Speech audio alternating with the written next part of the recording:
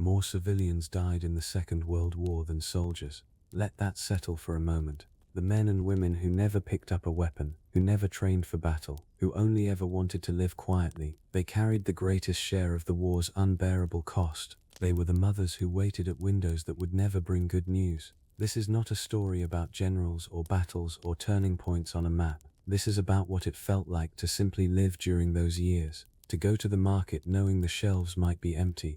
To tuck a child into bed while bombers hummed somewhere above the clouds. To grieve without pause, without ceremony, and without any clear end in sight. These 101 facts are drawn from the lives of real people, from diaries, letters, testimonies, and records left behind by those who endured. Some of these details will surprise you. Some will stay with you long after tonight. All of them are true. Let's begin. Fact number 1. There is something historians have long called the quiet grief of the waiting, and nowhere was it more visible than in the small rituals that civilians created simply to feel some sense of control. Across occupied and war-torn Europe, ordinary families developed what can only be described as private systems of hope. A mother in Warsaw might set an extra place at the dinner table each evening for a son who had been taken months earlier. Not out of delusion, but because the act of setting that plate felt like a refusal to let go. A grandmother in rural France kept her grandson's shoes polished and placed neatly by the door long after he had disappeared into a labor draft. These were not signs of madness. They were signs of love doing the only thing it could do when all other options had been taken away. Psychologists who later interviewed survivors noted that these rituals were remarkably common across many different countries, cultures, and languages. The human mind, when faced with a loss it cannot fully process, tends to anchor itself to something small and physical: a plate, a pair of shoes, a candle left burning in a window. These tiny acts carried the full weight of a grief too large to speak aloud. Fact number 2. Food was never just food during the war years. It became one of the most emotionally loaded parts of daily civilian life in ways that are difficult to fully appreciate from a modern perspective. When rationing was introduced across Britain in January 1940, families did not simply adjust their meals and move on. The change cut deeply into the fabric of domestic life in ways both practical and emotional. Cooking had always been one of the primary ways that families expressed care for one another, and suddenly that expression was constrained, measured, and governed by a small book of coupons. Women who had taken great pride in feeding their households well now found themselves standing in long queues for a weekly allowance of butter no larger than a matchbox. The pressure was not just logistical, it was deeply personal. Many women later described a particular kind of shame when they could not provide a proper meal, even though they understood rationally that it was not their fault. Children grew up during these years associating certain foods with extraordinary luxury. An orange for many British children was something they might receive once a year if they were fortunate. The emotional weight attached to something as simple as a piece of fruit was something that generation carried quietly for the rest of their lives. Fact number 3. One of the lesser-known dimensions of civilian life during the war was the experience of sound, specifically the way that certain ordinary sounds became permanently altered in meaning. For people living in cities that were regularly bombed, the relationship between sound and fear became deeply and lastingly intertwined. The low, distant hum of aircraft engines was perhaps the most universally reported trigger. Survivors from London, Dresden, Tokyo, and countless other cities described hearing that sound in their dreams for decades after the war ended. But it was not only the sound of bombers that changed. Air raid sirens, tested and sounded regularly even on quiet nights, became a source of anticipatory dread that could not simply be switched off between alerts. Children who grew up during the Blitz in London later described how, even as adults living in a peacetime world, the sound of a distant siren or a low-flying plane would produce an immediate physical reaction: a tightening in the chest, a sudden alertness, a pulling sensation deep in the stomach. The body had learned something during those years that the mind could not simply instruct it to forget. This kind of sensory memory, now understood as a feature of trauma, was lived silently by millions of civilians long after the guns went quiet. Fact number 4. Across Nazi-occupied territories, one of the most psychologically devastating tools used against civilian populations was deliberate uncertainty, the practice of never quite confirming what had happened to someone who had been taken away. Families who had a member arrested by the Gestapo or rounded up for deportation were rarely given any clear information about where that person had gone or whether they were still alive. This was not an accident or an administrative failure. It was a calculated strategy. The uncertainty kept families in a state of suspended grief, unable to mourn fully because they had no confirmed death to mourn, and unable to hope realistically because the evidence around them was too dark to ignore. Psychologists who worked with Holocaust survivors after the war identified this particular form of loss as one of the most damaging, sometimes even more so than confirmed bereavement. When a person receives the news that a loved one has died, there is a terrible finality to it. But there is also a beginning point for grief. When that confirmation never comes, grief has no place to start and no place to end. It simply circulates, quietly, beneath everything else in a person's life, sometimes for the rest of their days. Fact number 5. The children of wartime Europe occupied a particularly complex emotional space that historians have spent decades trying to fully understand. In many ways, children adapted to wartime conditions with a flexibility and practicality that surprised the adults around them. But that adaptability came with its own quiet costs. In Britain, the evacuation program moved approximately 1.5 million children out of cities and into the countryside between 1939 and 1940. Separating them from their parents during what were meant to be the safest years of their childhoods. For many of these children, the experience of being sent away was interpreted not as protection but as abandonment. Even children placed with kind and caring host families often carried a deep wordless confusion about why their parents had chosen to send them somewhere else. Some children were evacuated multiple times, moved between different families as circumstances changed, developing a kind of emotional guardedness, a reluctance to attach too deeply to any place or person, that stayed with them long into adulthood. Child psychologists working in Britain in the post-war years found consistently that the emotional disruption of evacuation had left marks that were not always visible on the surface, but ran quietly and deeply underneath.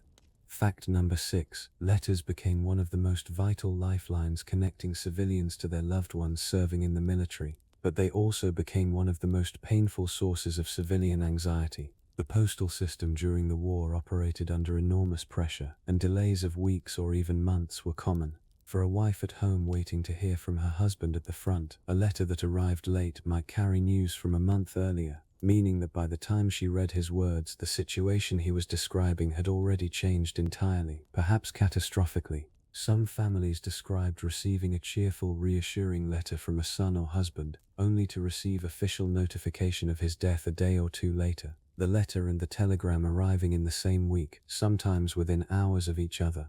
The emotional experience of moving from relief to devastation in the space of a single morning was something that language struggled to contain. Women's diaries from this period are filled with descriptions of standing at the letterbox with a physical sensation of fear, not knowing whether the envelope in their hands carried comfort or the end of something they could not yet imagine living without. Fact number 7. In the Soviet Union, the scale of civilian suffering during what Russians came to call the Great Patriotic War reached dimensions that are almost impossible to absorb. The siege of Leningrad alone lasted for 872 days, nearly 2.5 years, during which the city's civilian population was cut off from food supplies and subjected to constant bombardment. What is less often discussed is the texture of daily life inside the siege. People did not simply wait in passive suffering. They continued, with extraordinary determination, to maintain the structures of normal life even as those structures became almost impossible to sustain. The city's libraries remained open. Schools continued to function for as long as there were children healthy enough to attend and teachers strong enough to stand. Concert halls staged performances for audiences wrapped in coats and blankets, sitting in temperatures far below freezing.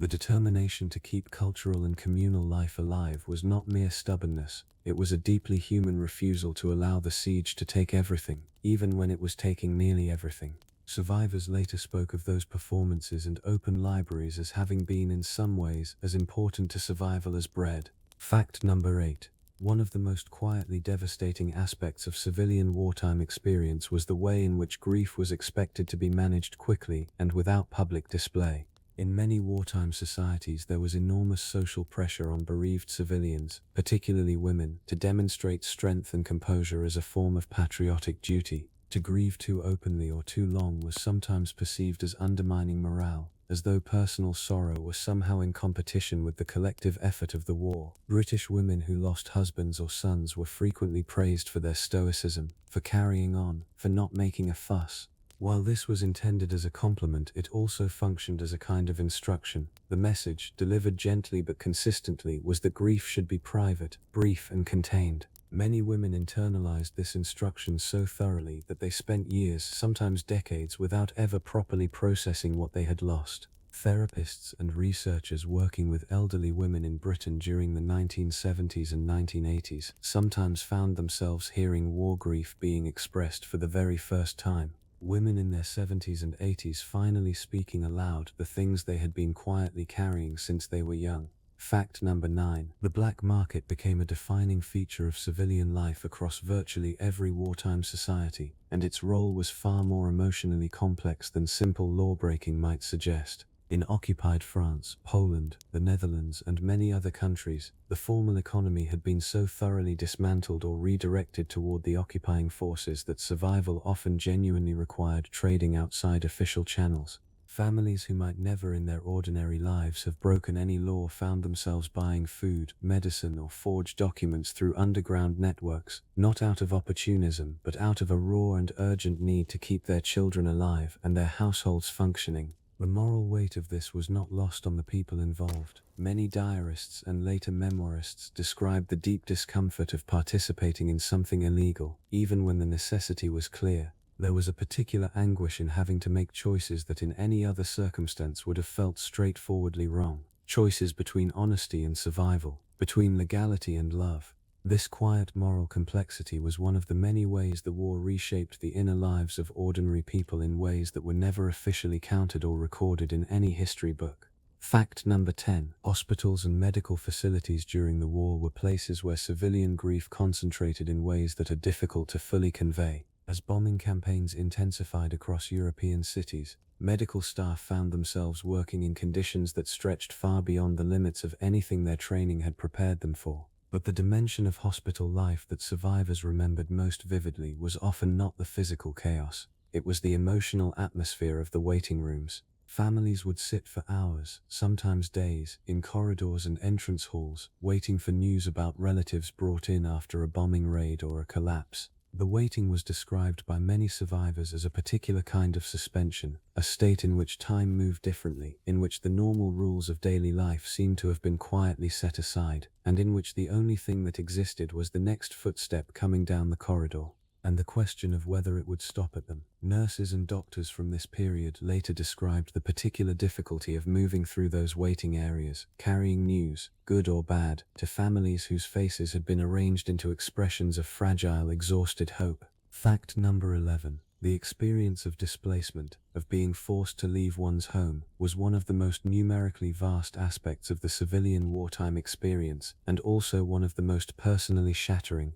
By the end of the war, an estimated 60 million people in Europe alone had been displaced from their homes. That number is so large it becomes almost abstract unless it is brought down to the level of individual experience. What displacement actually meant, in practical and emotional terms, was the loss of everything that had made a place feel like a self. The particular smell of a kitchen, the view from a bedroom window, the neighbor whose voice you could recognize before you saw their face, the way the light fell through a specific set of curtains at a specific time of afternoon. These are the things that make a house into a home, and they cannot be carried in a bag or reconstructed elsewhere. Refugees and displaced persons who survived the war often described a strange homesickness that had no clear object, a longing for something that no longer existed anywhere and therefore could never be returned to. It was not simply a place they missed. It was a version of their own life that had been erased. Fact number 12. Religious life shifted in profound and sometimes unexpected ways for civilians during the war years.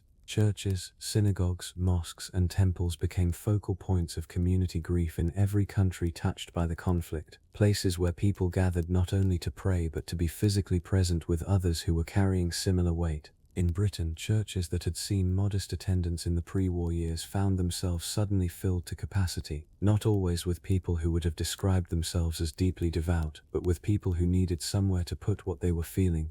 The act of sitting in a quiet building with others, of lighting a candle, of speaking or listening to words that acknowledged suffering without trying to fix it, This met something in people that ordinary conversation could not reach. At the same time, faith was also profoundly tested. Clergy in many denominations later described the genuine difficulty of offering comfort when the scale of suffering seemed to challenge every reassuring framework they had ever been given. Some people emerged from the war years with their faith deepened by the urgent need they had felt for it. Others emerged with it quietly broken, unable to reconcile what they had witnessed with anything they had previously believed about the world or about goodness. Fact number 13. One of the most poignant and least discussed aspects of wartime civilian life was the experience of anniversaries and seasonal celebrations. Birthdays, wedding anniversaries, religious holidays, and familiar seasonal gatherings took on an almost unbearable emotional complexity during the war years. Families that had always marked Christmas, Hanukkah, Easter, or Eid together found themselves sitting at tables with empty chairs, sometimes one, sometimes several, sometimes nearly all of them. The celebrations that were supposed to gather people together instead served as a kind of annual inventory of loss, a moment in the year when the absences became impossible to overlook or gently paper over. Many families described making deliberate and painful choices about how to handle these occasions, some continuing traditions as faithfully as possible as a way of holding on to something recognizable, others quietly abandoning them altogether because the gap between what a celebration was supposed to feel like and what it actually felt like had become too wide to bridge. Children who grew up during these years often developed quietly complicated relationships with seasonal celebrations that persisted long into their adult lives, a soft, unnamed sadness arriving at the same time each year that they could not fully explain to anyone around them. Fact number 14. The psychological toll of living under occupation, of having foreign soldiers present on your streets, in your shops, and sometimes billeted inside your own home, went far beyond the material hardships that historians most commonly record. In occupied countries across Europe and Asia, civilians experienced a particular form of loss that was perhaps the most difficult to name clearly: the slow daily erosion of ordinary dignity.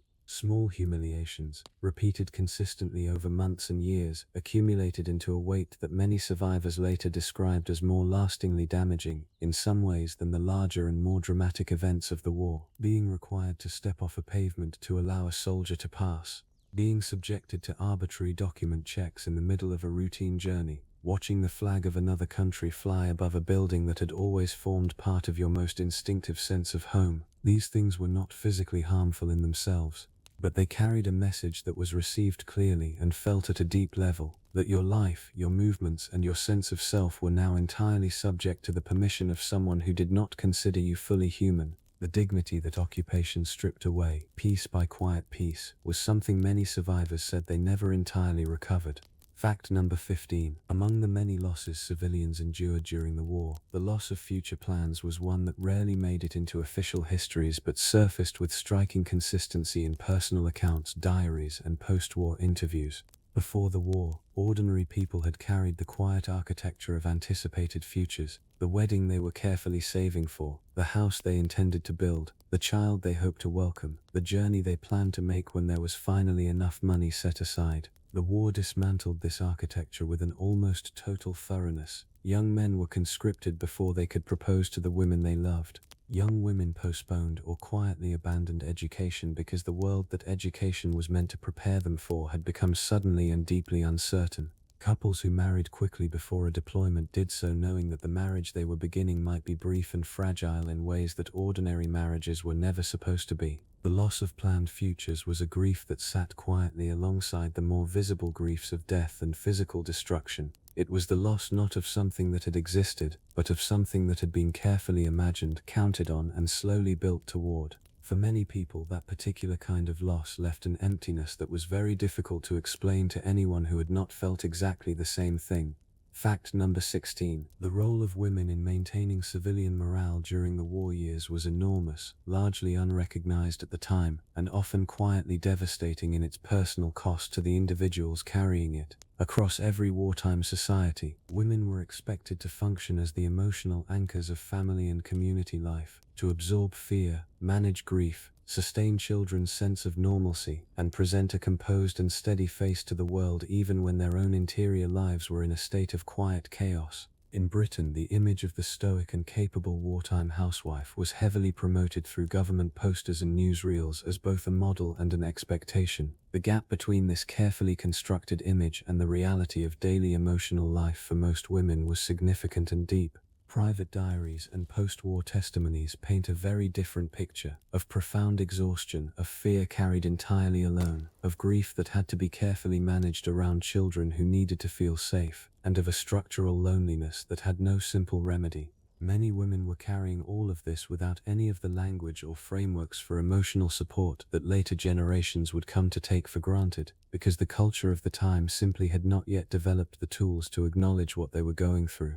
Fact number 17. In Japan, the civilian experience of the war's final years was shaped by a combination of intense material hardship, tightly controlled government information, and a cultural framework around loss and sacrifice that differed significantly from Western equivalents, but was no less devastating in its very human cost. Japanese civilians in major cities lived from 1944 onward under the growing and terrifying reality of Allied bombing campaigns that caused catastrophic destruction across dozens of urban centers. The firebombing of Tokyo in March 1945 killed an estimated 80,000 to 100,000 people in a single night, making it one of the deadliest air raids in all of human history. But beyond the scale of physical destruction, Japanese civilians experienced the particular and complicated grief of being told through official channels that their losses were glorious and necessary, and that to express sorrow too openly or too personally was itself a form of disloyalty to the national effort.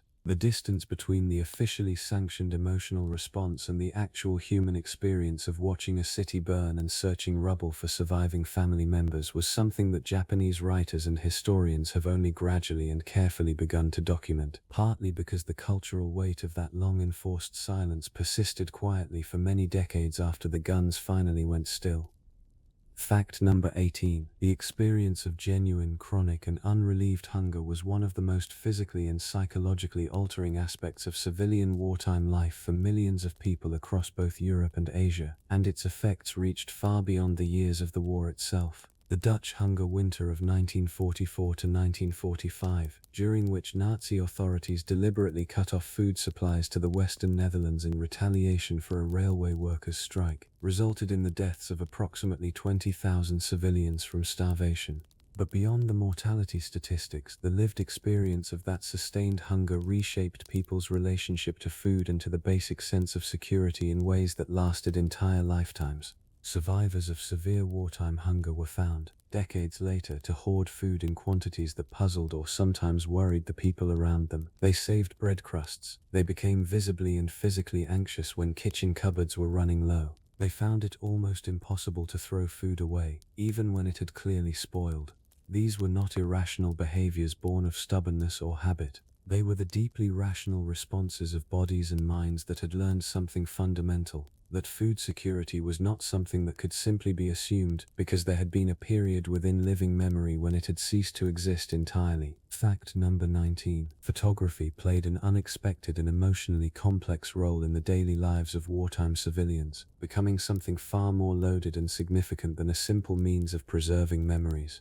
Photographs of absent family members, husbands serving at the front, children who had been evacuated to the countryside, parents left behind in occupied territories, became among the most carefully guarded and emotionally weighted objects in a household. In Britain, it was common for women to carry a small photograph of their husband in a pocket or purse at all times, not merely as a sentimental gesture but as something closer to an emotional necessity, a physical anchor to a person whose continued existence had begun to feel increasingly abstract and uncertain with every passing week. In occupied countries, photographs of Jewish families and other persecuted groups were sometimes deliberately hidden or destroyed to protect their subjects from identification by occupying authorities, meaning that the very images that might have offered comfort had instead to be erased for the sake of survival. After the war ended, the absence of photographs became its own quiet form of grief. Families who had survived sometimes found themselves with no visual record of all the people they had loved and lost. nothing to place beside a memorial, nothing to show a child who would grow up never knowing their grandparents' faces. Fact number 20. Among the quietest and most sustained forms of civilian grief during the war was what might simply be called the grief of not knowing, the experience of having a loved one disappear into the vast and indifferent machinery of the war without leaving any clear or recoverable trace. This was not only the experience of families of Holocaust victims, though it reached its most extreme and devastating form in that particular context. Across every theater of the war, families on the home front received official notifications that a son, husband, or father was listed as missing in action, a designation that was bureaucratically precise but emotionally impossible to absorb or respond to in any clear way. Missing meant not dead, not alive, not anything that a person could fully move through or properly grieve. It created a sustained and often lifelong suspension of mourning that psychologists studying bereavement have since identified as among the most enduring and quietly damaging forms of loss a human being can experience. Many families of missing servicemen waited for years and sometimes entire decades, writing letters to government offices, questioning returning veterans, scanning published lists, never entirely releasing the fragile possibility that the person might still, somehow find a way home. That hope was both a source of comfort and a form of cruelty, and it held people gently but firmly inside a grief they could neither fully enter nor fully leave behind. Fact number 21. There was a particular kind of exhaustion that settled over wartime civilians that was entirely different from physical tiredness, and it was one of the most commonly reported experiences across survivor testimonies from virtually every country involved in the conflict. It was not the exhaustion of hard labor or poor sleep, though both of those were also present in abundance. It was something deeper and more difficult to shake, a tiredness of the spirit that came from living in a state of sustained alertness for months and years on end, never fully relaxing, never fully feeling safe, never being able to set down the quiet background hum of dread that accompanied every ordinary activity. Mothers described it as the feeling of being permanently braced for impact, of never quite exhaling. Fathers who had remained at home due to age or injury described a helplessness that wore at them steadily, the inability to do anything decisive about the dangers their families were living inside. Even children, who often displayed remarkable surface resilience, were later found to have been carrying this same low-level chronic tension throughout the war years. The body and the mind were not designed to sustain that kind of alertness indefinitely, and the cost of doing so was something that quietly accumulated in ways that took years to fully surface. Fact number 22. The relationship between wartime civilians and their governments was far more complicated and emotionally layered than the straightforward patriotic unity that official wartime narratives tended to project. In virtually every country, there existed alongside genuine and deeply felt patriotism a quieter current of resentment, confusion and grief directed at the decisions and policies of the authorities managing the war. In Britain, the evacuation policy that separated hundreds of thousands of families was widely understood as necessary, but it was also widely resented at a personal level by the mothers who watched their children board trains and disappear into a countryside they had never visited. In Germany, civilians who had quietly opposed the Nazi regime or simply harbored private doubts found themselves trapped in a particularly painful bind, unable to grieve openly, unable to express any dissent, forced to perform enthusiasm for a war they had never chosen and did not want. The complexity of these relationships, loving a country while resenting its government, supporting the war effort while being quietly destroyed by it, was something that civilian populations managed largely in private, in the pages of diaries that were sometimes hidden under floorboards or inside the linings of coats. Fact number 23. The experience of returning to a home that no longer existed was one of the most quietly shattering events in the civilian wartime experience, and it happened to millions of people across Europe and Asia in ways both sudden and gradual. For some families, the destruction was immediate and total. A bombing raid that reduced an entire street to rubble overnight, leaving nothing recognizable behind. For others, the loss was slower and stranger, returning after months of evacuation or flight to find a house that was physically intact but fundamentally altered, occupied by strangers, stripped of furniture, or simply permeated by an absence so thorough that the familiar walls felt like a foreign country. Survivors described a particular and disorienting grief that came with standing in the place where their life had been and finding that the place itself seemed to have forgotten them entirely. The house was still there, but the life that had filled it, the voices, the smells, the accumulated texture of years of ordinary living, was completely gone. This kind of loss had no clear name in the emotional vocabulary of the time. It was not quite homesickness because you were home.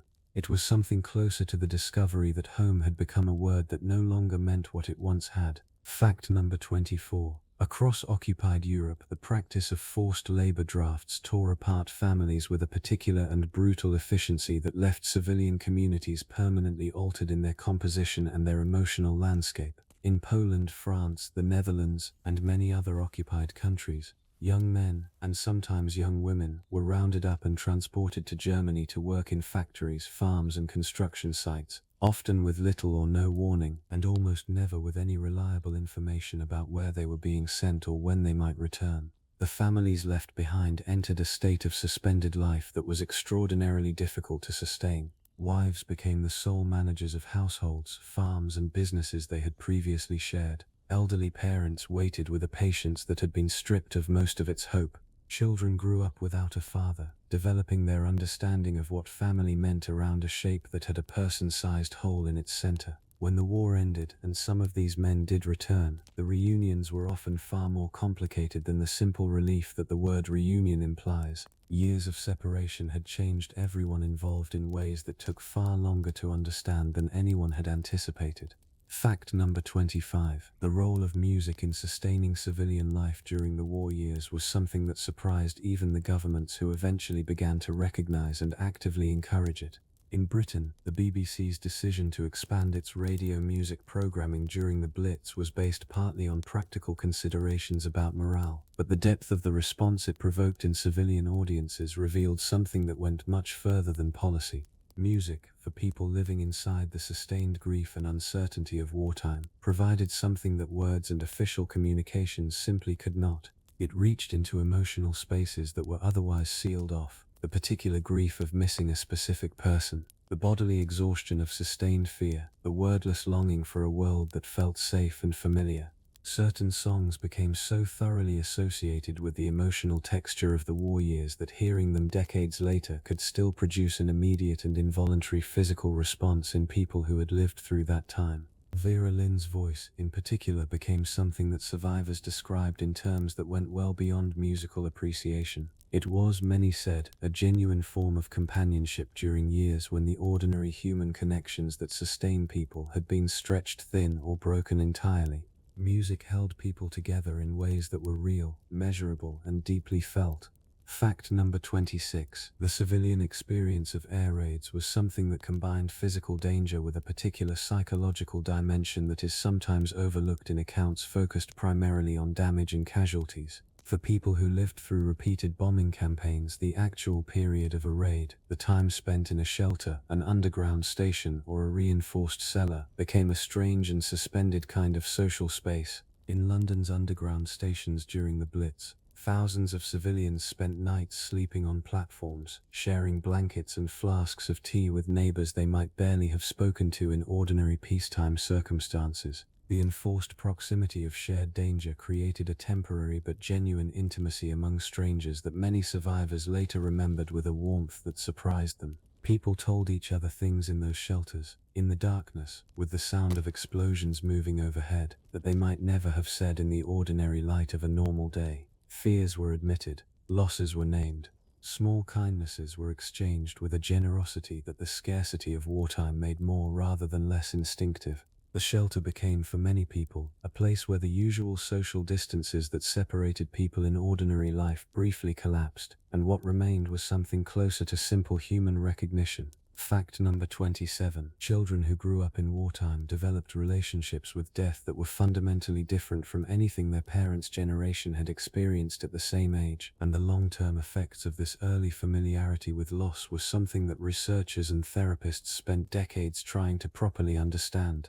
In cities that had been bombed, children played in rubble with a casualness that disturbed many adults, climbing over the remains of buildings, incorporating destroyed structures into their games, treating devastation as a simple feature of the landscape rather than a source of horror. This was not a sign that these children were unaffected. It was a sign that they had adapted, as children always do, to the world as they actually found it rather than the world as adults felt it should be. Many of these children later described as adults a particular difficulty in trusting the permanence of anything: homes, relationships, plans, safety itself. They had grown up in a world where the solid and the familiar could become rubble overnight, and that early lesson had shaped their relationship with security and stability in ways that were subtle but persistent. They were not broken by this knowledge, but they were, in quiet and lasting ways, changed by it. Fact number 28. The wartime experience of grief was complicated enormously by the near-total absence of what modern understanding would recognize as mental health support for civilian populations.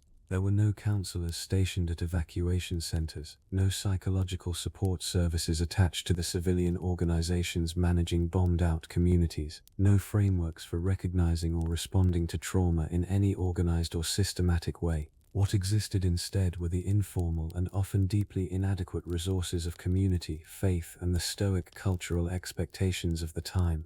Neighbors supported neighbors, clergy offered what comfort their tradition provided.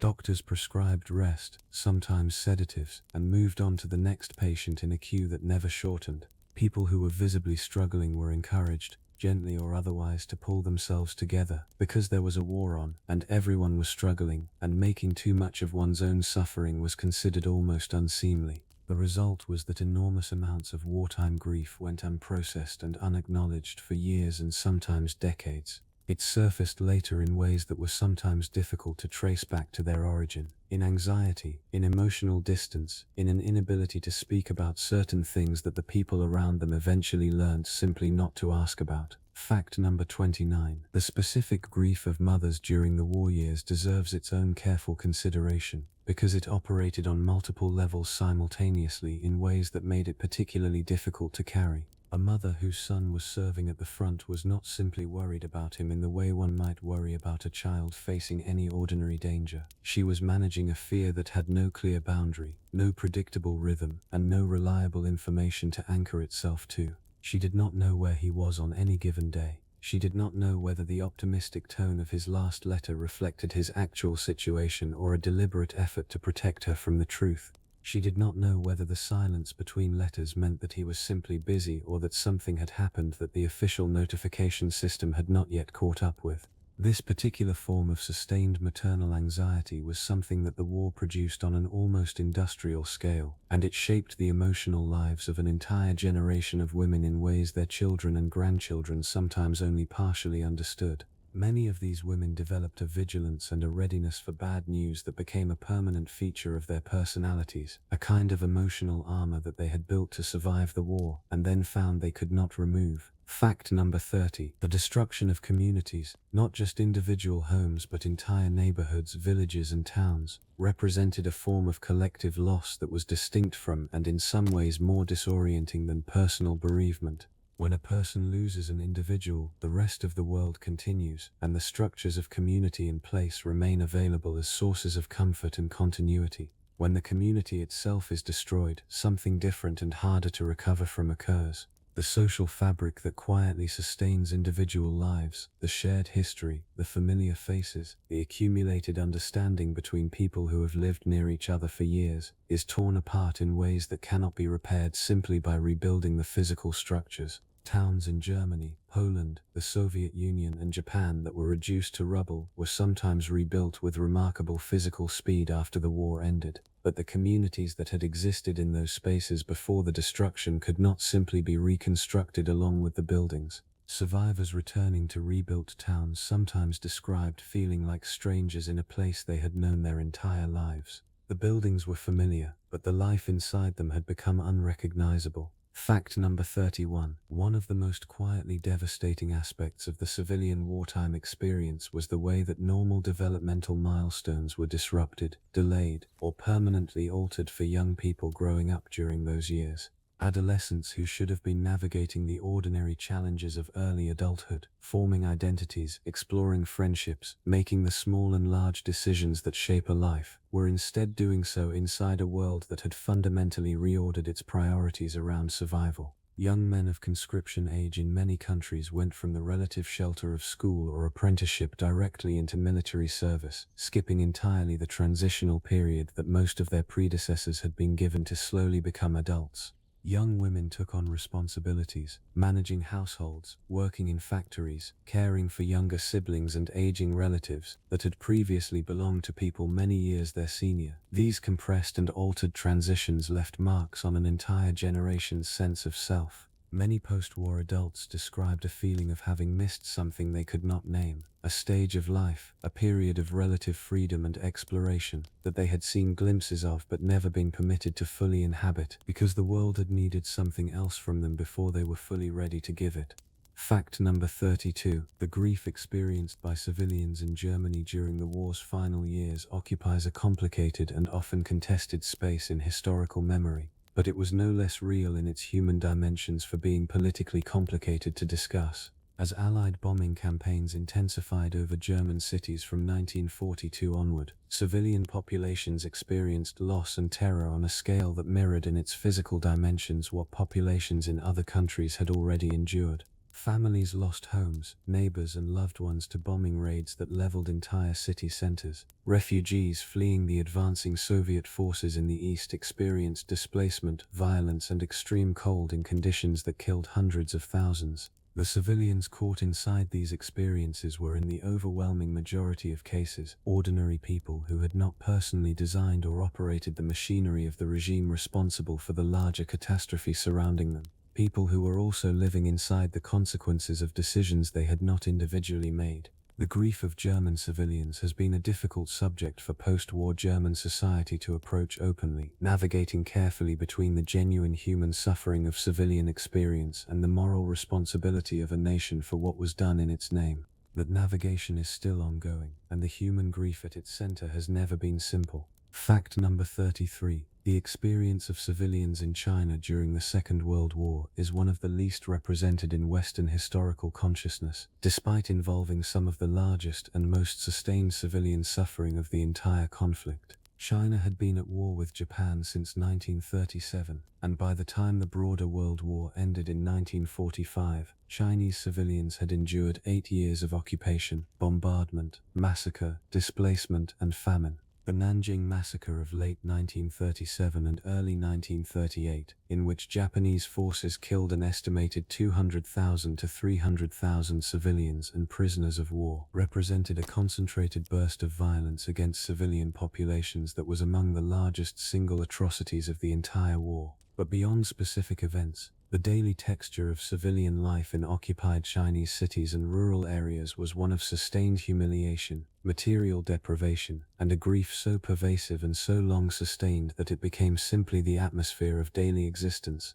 Families who had farmed the same land for generations were displaced, their villages burned, their harvests seized. The scale of Chinese civilian loss, estimated at between 15 and 20 million people over the course of the war, remains incomprehensible in any frame smaller than the historical, and even there the individual human dimensions of that loss remain largely untold. Fact number 34. The post-war return of soldiers to civilian life was anticipated by families with an intensity of longing that is almost impossible to overstate, but the reunions that followed were often profoundly and unexpectedly difficult in ways that neither the returning soldiers nor their waiting families had been prepared for. Women who had spent years managing households, raising children, and making every significant decision alone had by necessity become different people from the wives who had waved their husbands goodbye. The men who returned had also been changed, often in ways they could not easily articulate or fully understand themselves. The assumption on both sides that the war's end meant the restoration of the life that had existed before it turned out, in many cases, to be one of the most painful of the war's many illusions.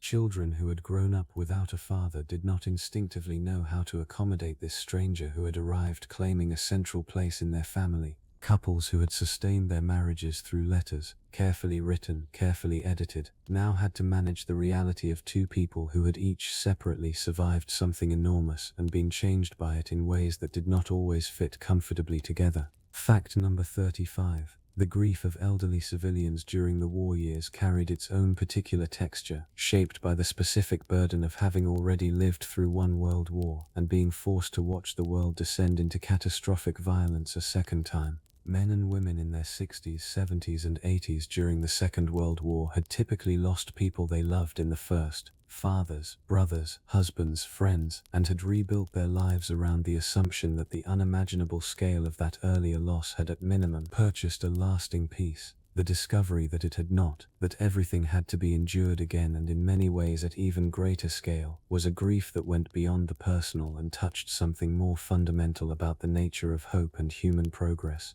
Many elderly civilians described a particular and exhausting despair that was distinct from simple fear, a weariness with the whole human project of building and losing and being asked to build again. Some found reserves of resilience that surprised even themselves. Others simply did not survive long enough to see the peace, and in retrospect it is difficult to say with any certainty how many of those deaths were truly deaths from old age, and how many were, in some quieter sense, deaths from the weight of having witnessed too much. Fact number 36. The experience of civilians living in rural areas during the war was significantly different from the urban experience in ways that are sometimes overlooked in historical accounts that tend to focus on the dramatic destruction of cities. Rural communities across Europe, Asia, and other affected regions faced their own distinctive forms of wartime loss, and in some respects were more vulnerable in ways that the absence of dramatic visible destruction could obscure. In rural France, Poland, the Soviet Union, and China, villages were frequently targeted by occupying forces looking for food, labor, and occasionally for partisan fighters to punish.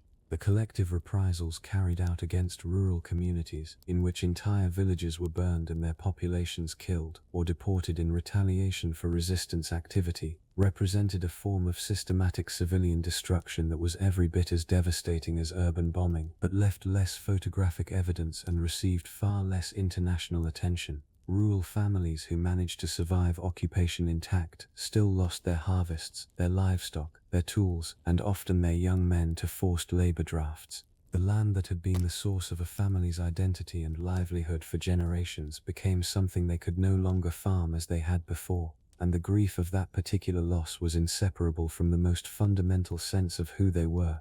Fact number 37. One of the less examined aspects of civilian wartime life was the experience of those who survived bombing raids or other violent events while others around them did not, what later generations would come to understand as survivor's guilt, though the term itself was not yet in common use during the war years. People who emerged from a shelter to find that their neighbor's house had been destroyed while their own remained standing, or who had changed their plans at the last minute and therefore avoided being in a location that was subsequently hit, often carried a complex and difficult emotional burden that had no clear outlet. The guilt was not rational in the sense that the survivor had done nothing to cause the harm that befell others, but it was deeply felt nonetheless. A persistent, uncomfortable sense of having been spared something that others had not, and an inability to feel straightforwardly relieved about that fact. This experience was widespread and largely unacknowledged during the war itself, because the cultural emphasis on resilience and forward momentum left very little space for exploring the emotional complexity of simply having survived.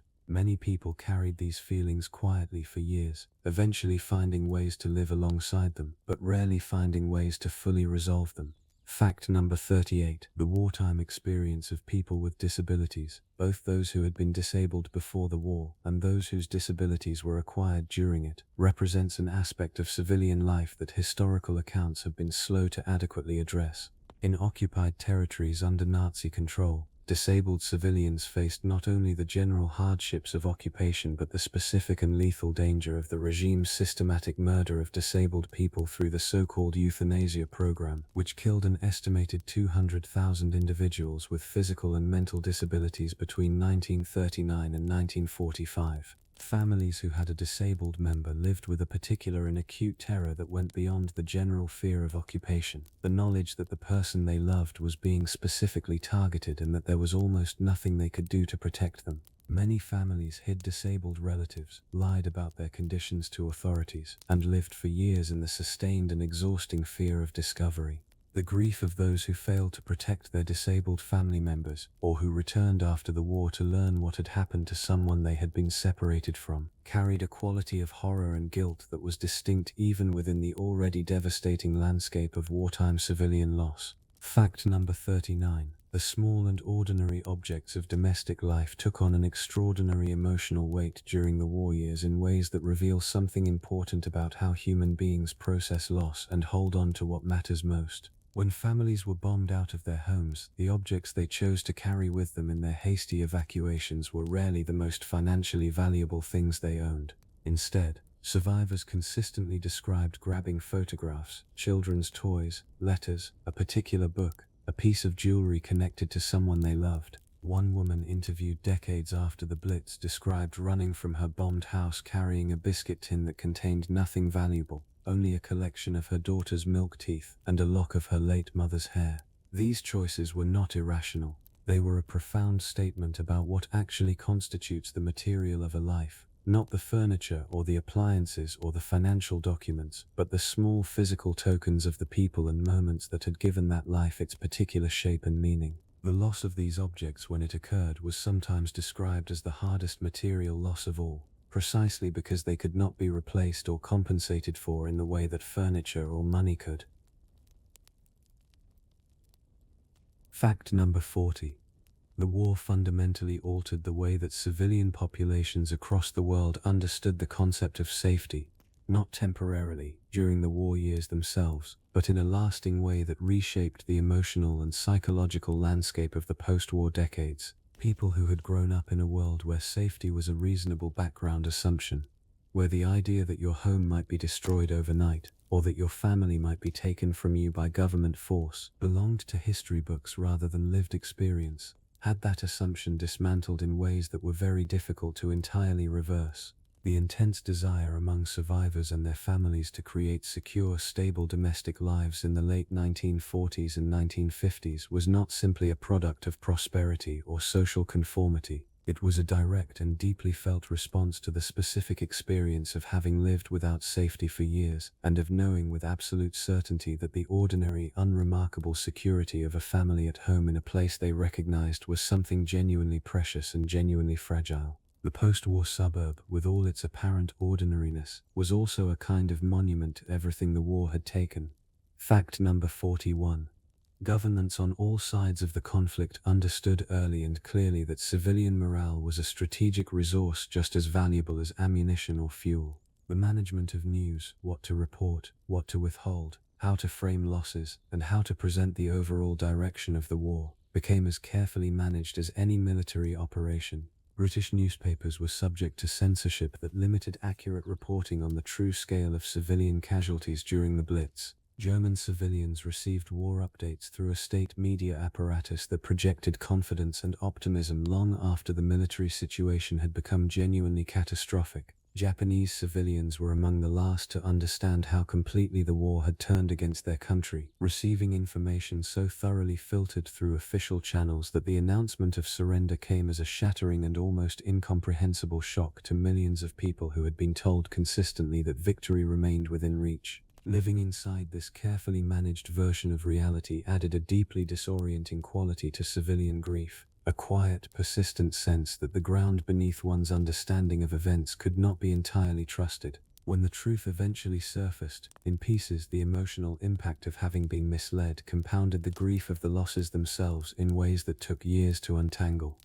Fact number 42. Waiting was in many ways the defining activity of wartime civilian life. Not the dramatic moments of crisis, but the long, silent stretches of not knowing that filled the days between them. A woman whose husband was serving in North Africa might go weeks or months without a letter, during which time official news reports were too general to tell her anything specific, and the silence of her own letterbox told her nothing at all. This sustained state of not knowing demanded the simultaneous management of hope and fear without any clear information to anchor either one. Too much hope felt dangerous, a setup for a devastation that might arrive at any moment.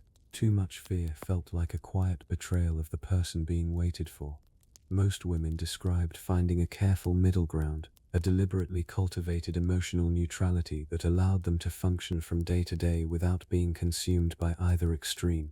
This management of feeling, sustained not for days but for years, left many of them with an emotional guardedness that outlasted the war by decades. Psychologists who later worked with this generation found that the habit of not allowing themselves to feel too much had become so deeply embedded that it was almost impossible to voluntarily set it down, even in circumstances where it was no longer needed. Fact number 43.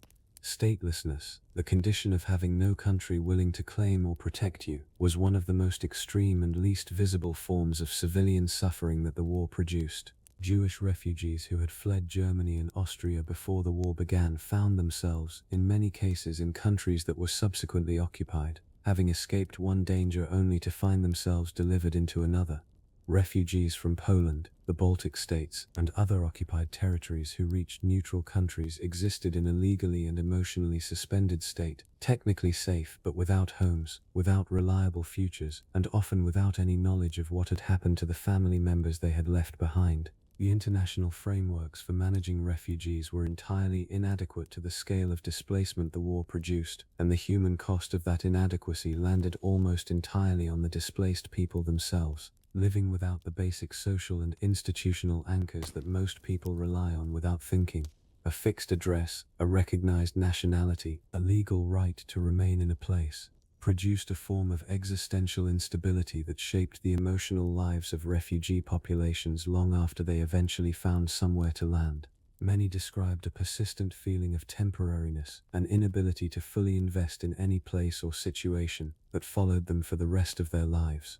Fact number 44. Across the Pacific, in the Philippines, Burma, Malaya, and the many islands that became sites of Japanese occupation, civilian suffering reached dimensions that Western historical accounts have been consistently slow to represent with the weight they deserve. In the Philippines, the Japanese occupation from 1942 to 1945 resulted in the deaths of an estimated 500,000 to 1 million Filipino civilians through violence, forced labor, disease, and deliberate massacre. The Manila Massacre of February 1945, carried out by Japanese forces in the final weeks before the city's liberation, killed an estimated 100,000 Filipino civilians in a concentrated period of brutality that destroyed an entire urban community within weeks. Families who survived described the aftermath not primarily in terms of physical destruction but in terms of the quality of the silence that followed. The silence of streets that had been full of neighbors and were now empty, of a city that had been alive and recognizable and was now a landscape of profound and disorienting absence. The grief of Filipino civilians during and after the war was deep, collective, and for a long time poorly represented in the broader international account of what the Second World War had actually cost humanity in its fullest and most human terms. Fact number 45. Long after the bombs stopped falling and the official tallies of dead were compiled, the war continued quietly inside the bodies of the people who had lived through it. Years of poor nutrition, sustained stress, disrupted sleep, and the relentless physical demands of managing households under wartime conditions left marks that went well beyond what mortality statistics could ever capture. Women who had carried multiple pregnancies during the war while simultaneously managing rationed food, heavy physical labor, and chronic anxiety showed elevated rates in later life of conditions directly linked to prolonged stress and nutritional deficiency. Children born during severe wartime famines were found, in studies conducted decades later, to carry elevated risk factors for a range of chronic health conditions traceable directly to the nutritional environment of their earliest development. The body, it turned out, kept a record of the war that was just as thorough and just as lasting as any written testimony. Many civilians who considered themselves to have survived relatively intact, not bombed, not deported, not bereaved, still carried in their bodies a quiet physical account of years spent living under conditions the human organism was not designed to sustain indefinitely. They had survived the war, but the war had not entirely left them. Fact number 46. Far from the European theaters that dominate most historical accounts, in the crowded villages and cities of Bengal, a famine was unfolding that would kill between 2 and 3 million Indian civilians, and that was caused in significant part by wartime policy decisions made in London. The Bengal famine of 1943 was not simply a natural disaster. It was worsened and in key ways created by the diversion of food supplies to military use. the prioritization of British strategic interests, and a set of administrative decisions that treated Indian civilian lives as a secondary consideration in the management of the war. Civilians in Bengal who survived did so alongside the knowledge that their suffering had been preventable, and that the decisions responsible for it had been made by people who considered their lives expendable in the service of a larger imperial strategy. That particular knowledge, of a grief that was not simply the chaotic byproduct of war but the result of deliberate policy, carried a distinct and lasting weight that ordinary wartime bereavement did not share in quite the same way. The Bengal famine remains one of the most significant and least discussed civilian catastrophes of the entire conflict, absent from most Western accounts of the war's human cost in ways that speak to a long and uncomfortable silence. Fact number 47. Something remarkable happened in bombed-out church halls, cold basements, and requisitioned sitting rooms across wartime Europe. Children sat down and continued to learn. The human instinct to maintain the structures of normal life, even when normalcy had become almost entirely impossible, expressed itself nowhere more persistently than in the determination to keep educating the young. In Britain, schools relocated to wherever space could be found, with teachers delivering lessons to children sitting on whatever surfaces were available. In besieged Leningrad, schools continued operating through the winter of 1941 to 1942 even as temperatures inside buildings fell to levels at which ink froze in pens, and children sat in coats and hats to receive their lessons. In occupied Poland, underground schools were established to teach children in a language and a cultural tradition that the Nazi administration had explicitly forbidden, because Polish education beyond basic vocational training had been prohibited as a matter of deliberate cultural destruction. Jewish children in the Warsaw Ghetto attended secret classes at genuine personal risk. The persistence of education under these conditions was not merely a practical decision about children's futures. It was a profound collective statement about what a community believed was worth protecting, and a quiet but determined refusal to allow the war to take the next generation's sense of who they were. Fact number 48. Masculine identity, in most wartime societies, was built around the capacity to protect and provide, and for the men who remained at home due to age, disability, or reserved occupation, the war quietly dismantled both of those foundations in ways that were rarely acknowledged or addressed. These men watched women manage everything: households, children, finances, emotional crises, with a competence that was both impressive and, for men shaped by the expectations of their time, deeply unsettling. They could not fight. They could not physically shield their families from bombing or occupation. They could not always provide adequately under rationing and economic disruption. The cultural script available to them for processing this experience was almost non-existent, because the emotional vocabulary of the time was not designed to accommodate the particular grief of a man who was safe while others fought, and who felt his uselessness as a daily and grinding source of shame. Women too faced enormous emotional pressure, expected to be the steady center of family life while privately carrying fear and grief that had nowhere to go. Both experiences were real, both were damaging, and both were largely managed in private, without the language or support structures that might have made the carrying of them slightly more bearable. Fact number 49. Railings disappeared from parks. Windows went dark at night. Museum walls stood bare where paintings had hung for generations. The physical landscape that civilians moved through every day was altered in ways that went well beyond the obvious destruction of bombing. And the psychological effect of living inside this quietly dismantled environment was something that personal accounts returned to with surprising frequency. In British cities, the removal of iron railings, melted down for the war effort, changed the appearance of familiar streets in ways that felt subtly but persistently wrong, like a familiar face with a feature missing. The blackout transformed the experience of moving through streets after dark into something genuinely disorienting. A known place made foreign and faintly threatening by the absence of ordinary light. Parks were dug up for vegetable production or anti-aircraft installations. Familiar landmarks were camouflaged or removed to confuse potential invaders. Shop windows were boarded or stripped bare. The accumulated visual environment that had quietly helped people feel anchored in a legible and familiar world was systematically and thoroughly dismantled. And living inside the result, a place that looked approximately like home but felt increasingly unlike it, contributed in ways that are hard to quantify but easy to recognize in the testimony of those who lived through it.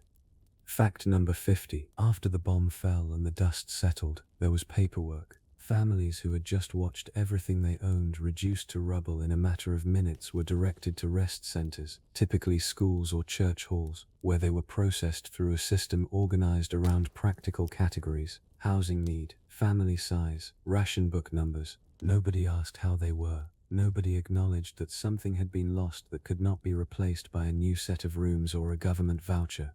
This was not cruelty. It was the inevitable limitation of bureaucratic systems encountering human grief at a scale they were not designed to address. But the effect was a particular and lasting loneliness. The loneliness of being helped efficiently in all the practical ways while being left entirely alone with the emotional reality of what had just happened. Survivors of bombing who passed through these centers described the experience years later with a consistency that speaks to how deeply it registered. The sense of being moved through a system that saw their housing need clearly and their human devastation not at all. In the absence of any formal emotional support, people turned to each other, strangers in the same hall, sharing the same loss, finding in that shared wreckage the only comfort that was actually available. Fact number 51. Before the loss arrives, there is the waiting for it. And for millions of wartime civilians, that waiting was itself a form of grief that never resolved, never reached a conclusion, and never allowed the kind of rest that even the worst confirmed news might paradoxically bring. Families with a member at the front lived inside a state of sustained anticipatory dread that operated as a constant background frequency beneath every ordinary activity. Every knock at the door carried a fraction of terror. Every delay in the post was reinterpreted a dozen times before the next letter arrived. Women who spent years in this state of suspended anticipation developed, largely through necessity and without any formal guidance, a set of personal strategies for managing the daily weight of it, keeping relentlessly busy, building routines dense enough to leave little empty time, finding small controllable tasks to focus on when the larger uncontrollable fear became too loud to ignore. These strategies were self-invented and passed informally between women through conversation and quiet observation. They represented an enormous, largely undocumented body of practical psychological knowledge developed by ordinary people under conditions of extraordinary sustained pressure, a kind of folk wisdom about emotional survival that was never written down in any manual but was lived, shared, and quietly passed on across an entire generation. Fact number 52. For Italian civilians in the central part of the country, the war did not arrive from the sky alone. It walked through the front door. When Allied forces landed in Sicily in 1943 and began advancing northward up the Italian peninsula, the civilian populations of towns and villages in the path of that advance found themselves living directly between two military forces for weeks and sometimes months at a time. German troops retreated through their streets. Allied forces advanced behind them. The civilian population was caught physically between, with nowhere safe to move, and no reliable way of knowing when or whether the danger would pass. Towns in the Monte Cassino area were utterly destroyed in fighting that lasted for months, displacing tens of thousands of families who had played no part in any military decision but whose homes and fields had become the terrain on which the contest was fought. What survivors of these situations described most consistently was not the noise or the physical destruction. It was the particular intimacy of it. Having soldiers in your kitchen, sleeping in your barn, fighting in your garden. Having the violence of the war not at a distance but pressed directly against the most private spaces of daily life, leaving marks that the rebuilding of walls and roofs could not begin to address. Fact number 53. In the Warsaw Ghetto, with walls closing in and the future narrowing to almost nothing, people still wrote poems. They painted. They organized lectures and concerts. They kept diaries with a discipline and a care that spoke of something more than habit, a fierce and deliberate insistence on leaving a record of what it felt like to be alive inside an experience that those responsible for it were intent on erasing entirely. The One Shabbat Archive, organized by historian Emanuel Ringelblum, collected thousands of documents, testimonies, drawings, and pieces of writing from ghetto inhabitants and buried them in milk cans and metal boxes before the ghetto's destruction. A deliberate act of preservation carried out in the knowledge that the people doing the preserving were unlikely to survive to see it recovered. Across occupied Europe more broadly, underground presses produced poetry and fiction that circulated in secret, small acts of creative expression that served simultaneously as emotional processing, community building, and quiet resistance. The impulse behind all of this creativity was not escapism. It was a profound statement about the value of human witness, a refusal maintained at great personal cost to allow the experience of living through something enormous to disappear without leaving any honest trace of how it had actually felt. Fact number 54. Not everyone in wartime Britain sheltered equally, and not everyone grieved from the same position. The Blitz fell hardest on working-class communities in the East End of London, which housed the docks and industrial areas that were the primary targets of German bombing.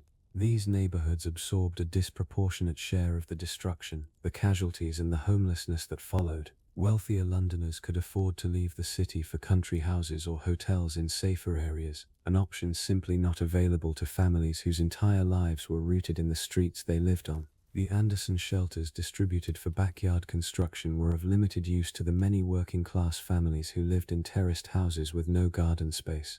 Evacuation, too, operated differently across class lines. Middle-class children were more likely to be placed with families of similar background and expectation, while working-class evacuees sometimes found themselves in households that regarded them with a mixture of awkward pity and undisguised distaste. The social inequalities of peacetime were not suspended by the shared experience of the war. In many cases they were made more visible, as the distribution of danger, material loss and grief fell along lines that had been drawn long before the first bomb ever fell on a British city. Fact number 55. Sweden, Switzerland, Ireland, Spain. These countries watched the war from a distance that was geographic but never entirely emotional. Civilians in neutral nations occupied a morally and psychologically complicated position that their post-war accounts describe with a consistency suggesting it was genuinely difficult to inhabit. They were not bombed, not occupied, not subject to the extreme deprivations of wartime rationing on the scale of their neighbors, but they were receiving refugees, absorbing information about what was happening across their borders, and living alongside a knowledge of atrocities they were not being required to confront directly. The psychological experience of watching a catastrophe of this scale from a position of relative safety produced a complex emotional response that included guilt, gratitude, helplessness, and a moral discomfort that resisted simple resolution. Switzerland had absorbed tens of thousands of refugees by the war's end while simultaneously maintaining economic relationships with Nazi Germany that post-war historians found deeply troubling. The civilians of neutral countries lived inside these contradictions quietly, without any clear framework for understanding what their safety meant in relation to the suffering happening just beyond their borders, and without any obvious way to act on the discomfort that knowledge produced in those who were paying honest attention to it. Fact number 56. Some of the war's most devastating bereavements arrived at its very end, in April or early May of 1945, with peace measurable in days or weeks. Families whose loved ones were killed in those final weeks carried a grief shaped by a terrible and specific irony, the knowledge that the person had come so close to surviving that the distance between their death and their survival could be measured in days on a calendar. A different assignment, a different road, a slightly earlier ceasefire, any one of 100 small variables might have brought them home. This proximity to survival made the loss feel to many families more rather than less devastating, because it was so specifically and cruelly close to not having happened at all. An anger developed in many of these families, not directed at any particular person or decision, but at the sheer arbitrary timing of it, the senselessness of a death that had arrived at the absolute last moment of a war that had already lasted longer than anyone had thought possible. Some of these families described never being able to fully participate in the public celebrations of victory, sitting alongside national joy while privately carrying a grief that the celebrations, however genuine, could not reach or acknowledge or make the smallest amount of room for. Fact number 57. Liberation, when it finally came to occupied cities and towns across Europe and Asia, was not the simple and uncomplicated celebration that its most famous photographs suggest. The joy was real. Deeply, physically, overwhelmingly real for many people who had waited years for it. But running alongside that joy were emotional currents that cameras could not easily capture, and that post-war narratives were slow to make space for. Grief moved through the celebrations like a quiet undercurrent, the grief of those whose absent family members had not survived to stand in the street that day, whose empty presence was felt most acutely at the very moment when everyone around them was weeping with relief. Some survivors described a strange emotional flatness at the moment of liberation, an exhaustion so complete that the capacity for joy had been temporarily worn away, leaving a quiet numbness where the celebration was supposed to be. Others felt, alongside genuine relief, a disorienting anxiety about what came next. Having organized their entire psychological existence around survival, they had no clear idea what to do with themselves in a world that no longer required it. Liberation was the end of something enormous, but for many civilians, it was also the beginning of a different and equally demanding reckoning. Fact number 58. Bread was rationed in Britain for the first time not during the war, but after it, in 1946, a full year after the fighting had ended. For civilians who had endured years of wartime hardship in the expectation that peace would bring relief, this post-war continuation of scarcity was a quiet blow that spoke to how thoroughly the war had disrupted the systems and structures of ordinary life. The displaced persons camps of Europe still contained millions of people in 1946, 1947, and 1948, people who had nowhere to go back to, whose homes had been destroyed, whose families had been killed, and whose countries had been reorganized beyond recognition by the post-war political settlement. For many civilians, the end of the war did not bring relief, but rather the beginning of a reckoning with everything that had been lost. A reckoning that had been partly suspended during the war years by the simple urgency of staying alive. With that urgency removed, the full weight of accumulated loss moved forward, and people found themselves in the strange and demanding position of grieving in a world that had officially declared itself at peace and was eager to move on, even when the people inside it were nowhere near ready to do so. Fact number 59. When the camps were opened and the survivors walked out, they stepped into a world that had been almost entirely destroyed around them, not damaged or disrupted, but in the case of Jewish communities across Eastern Europe, deliberately and comprehensively eliminated.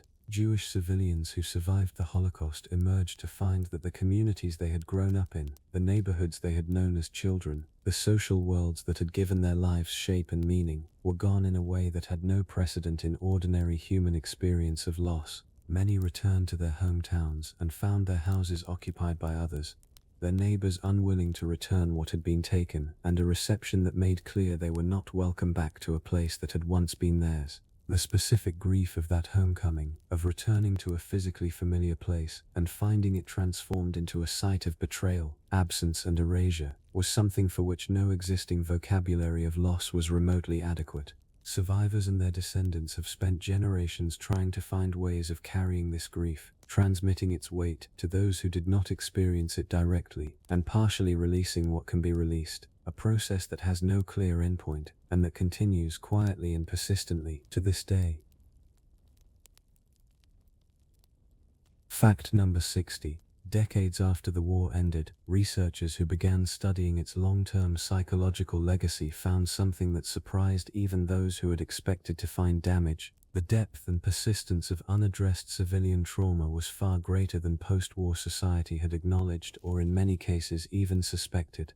Studies of Holocaust survivors, civilian bombing survivors, former evacuees, and people who had lived through occupation consistently found elevated rates of anxiety, depression, and what would now be clearly recognized as post-traumatic stress, conditions that had in many cases been present since the war years but had been managed, suppressed, or simply endured without any clinical recognition whatsoever.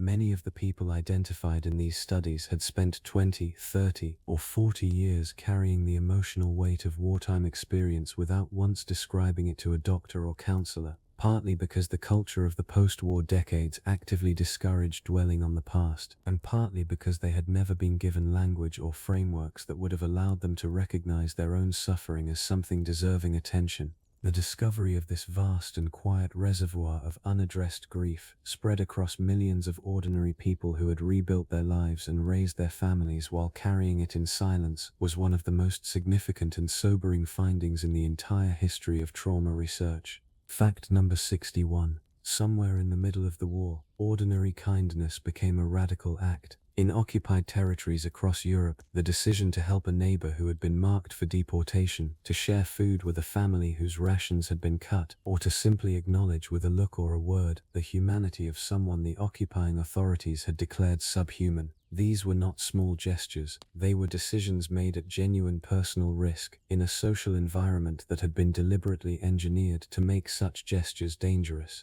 In the Netherlands, an estimated 20 to 30,000 Jewish civilians survived the occupation by going into hiding, and every single one of them survived because ordinary Dutch families and individuals chose to take on the enormous personal risk of sheltering them. These helpers were not exceptional people in any obvious sense. They were farmers, teachers, housewives, shopkeepers. What they shared was a refusal, quiet but absolute, to allow the world around them to fully determine what kind of people they were going to be. The grief that accompanied these acts of rescue, the sustained fear, the knowledge of what discovery would mean, the weight of being responsible for another human life inside a system designed to destroy it, was something that rescuers carried alongside the people they were sheltering, often for the rest of their lives. Fact number 62. Ink and paper became precious things during the war years, and the letters that civilians wrote and received across the distances the war had opened between them were among the most emotionally loaded objects in circulation. Writing a letter to a husband at the front required a particular kind of emotional management, the decision, made fresh each time, about how much truth to include and how much to soften or omit. Most women made the same calculation in the same direction. They wrote cheerfully. They described the children's progress, mentioned neighbors, noted small domestic events, and carefully withheld the fear, the exhaustion, and the grief that filled the spaces between the lines. Men writing home made similar calculations in the opposite direction, reassuring their families that they were well, that conditions were manageable, that the danger was not as great as it might seem from the news. The result was that letters crossing in both directions between the home front and the battlefront were, in many cases, elaborate and well-intentioned fictions, two people each trying to protect the other from a truth they were both already living. When these letters were read decades later by children and grandchildren, the gaps between what was said and what must have been felt were sometimes more moving than anything the words themselves contained. Fact number 63. Markets, queues, and the daily business of obtaining food became social spaces of a particular intensity during the war years, places where the state of the war was felt in physical and immediate terms, and where the emotional texture of civilian life was concentrated and visible. Standing in a queue for rationed goods was not simply a practical inconvenience, it was an hourly reminder of scarcity, of constraint, of the degree to which ordinary life had been reorganized around the demands of the war. But queues also became, somewhat unexpectedly, sites of community. Women who stood in line together for bread or meat or the weekly butter ration shared information, exchanged coping strategies, offered sympathy, and maintained the social connections that held communities together during years when those connections were under enormous strain. The queue was where news traveled, real news, the unfiltered kind that passed between people who trusted each other, as distinct from the carefully managed official version. It was where someone might learn that a neighbor's son had been killed, or that a family down the street had been bombed out, or that a particular shop had received a delivery of something unavailable for months. In its own modest and unglamorous way, the wartime queue was one of the primary institutions of civilian social life. Fact number 64. Animals occupied a quietly significant place in the emotional lives of wartime civilians, and the losses involving animals were ones that survivors sometimes described with a rawness that surprised even themselves. In Britain, the outbreak of war prompted a mass killing of pets that is rarely discussed in standard historical accounts. In the first week of September 1939 alone, an estimated 750,000 cats and dogs were brought to veterinary clinics and shelters and euthanized by owners who feared they could not feed them through the coming hardship, or who had been advised by government pamphlets distributed that week that it was the responsible thing to do. The grief of those owners was real and largely private. This was not the kind of loss that could be spoken about openly in a society mobilizing for total war, where the death of a pet was understood to be trivially small against the scale of human suffering. But grief does not scale neatly according to the size or species of what has been lost. For families, particularly children who lost beloved animals in that first bewildering week of the war, the loss was a first and formative encounter with the specific grief of wartime, the loss of something loved, for reasons that could be explained but not made to feel acceptable. Fact number 65. Among the many ways that the war reshaped civilian life, its effect on language itself is one of the most fascinating and least examined. The experiences that civilians were living through during the war years were in many cases genuinely new in their scale, their character, and their emotional complexity, and the existing vocabulary of the time was frequently inadequate to describe them. People reached for words and found that the words available were not quite the right shape for what they needed to say. The term shell shock, carried over from the First World War, was applied to soldiers but had no civilian equivalent that carried any official recognition. The concept of trauma as a clinical and psychological category was not yet part of ordinary language or understanding in the way it would become in later decades.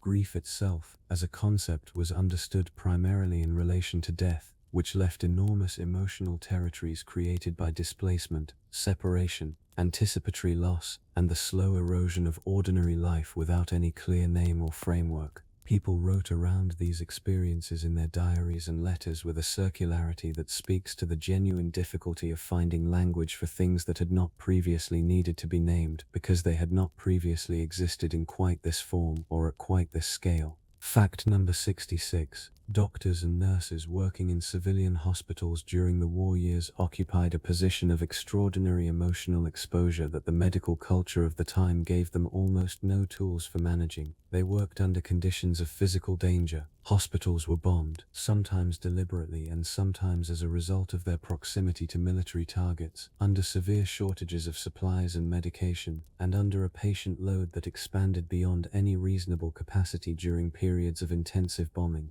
What the medical literature of the time almost entirely failed to address was the emotional cost of this work on the people doing it. A nurse who worked through the London Blitz might spend a 12-hour shift treating severe blast injuries, delivering death notifications to waiting families, and managing wards full of patients whose suffering she could only partially address, and then return the next day and do it again, for weeks and months on end, with no formal support, no acknowledgement of her own emotional state, and a professional culture that regarded the display of personal distress as a sign of weakness incompatible with effective care. Many of these women carried the emotional residue of their wartime work for decades, surfacing in ways: disturbed sleep, emotional detachment, a hair-trigger response to certain sounds or situations that were recognized only much later as the predictable consequences of sustained and unaddressed traumatic exposure. Fact number 67. Hunger changed people in ways that lasted far longer than the hunger itself. In the occupied Netherlands during the winter of 1944 to 1945, civilians in cities like Amsterdam and Rotterdam were reduced to eating tulip bulbs, sugar beets, and whatever could be scraped from the margins of a food system that had been almost entirely cut off by Nazi authorities in retaliation for a railway strike.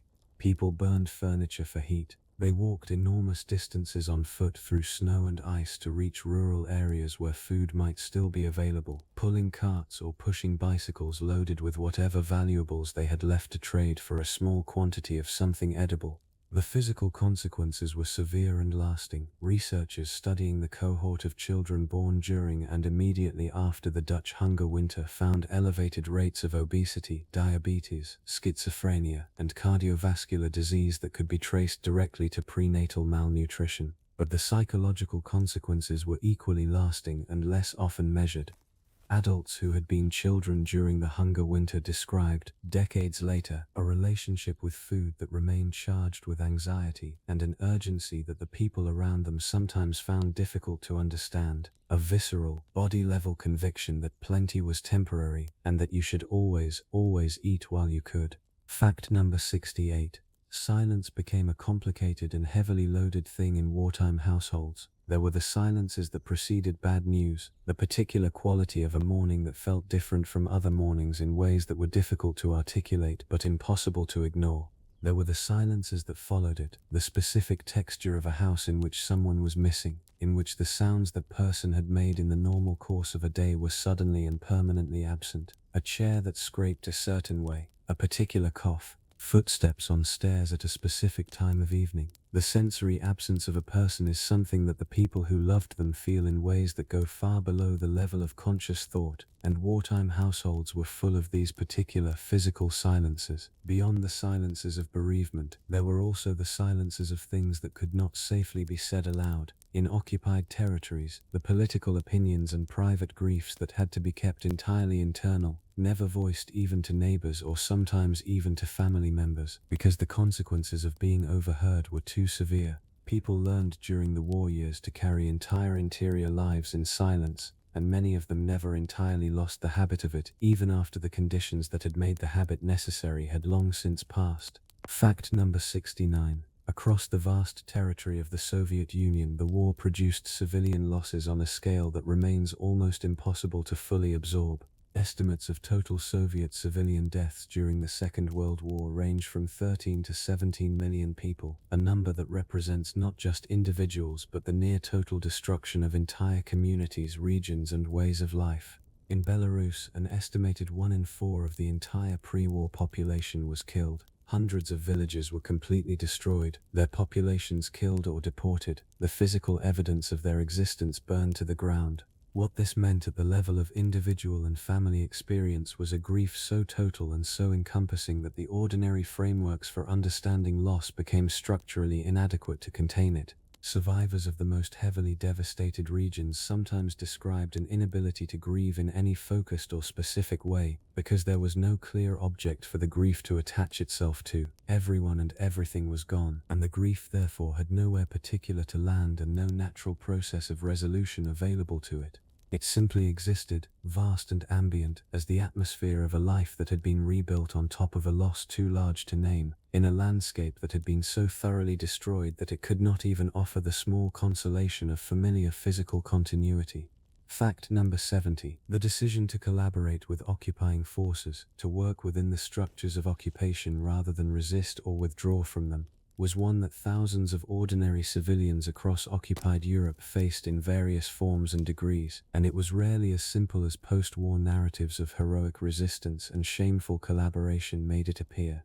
A French civil servant who continued to process administrative documents under the Vichy regime might have done so out of opportunism, or ideological sympathy, or a genuine and not entirely unreasonable belief that French civilians were better served by having French administrators managing the system than by leaving the machinery entirely in German hands. A Dutch policeman who participated in the roundup of Jewish neighbours might have done so from anti-Semitism, or from fear of the consequences of refusal, or from a moral failure that he did not fully recognise as such until long after the fact. The emotional lives of those who collaborated, and particularly of those who collaborated in ways they later came to understand as having contributed to the deaths of others, represent a dimension of civilian wartime experience that is genuinely difficult to examine, not because it deserves sympathy, but because understanding it honestly requires a willingness to look at what ordinary human beings are capable of when fear, self-interest, and institutional pressure all point in the same direction at the same time. Fact number 71. Children who were separated from their parents during the war, through evacuation, displacement, or the murder of their families, and who survived into adulthood carried a particular form of loss that shaped their lives in ways that researchers only began to systematically document in the 1970s and 1980s.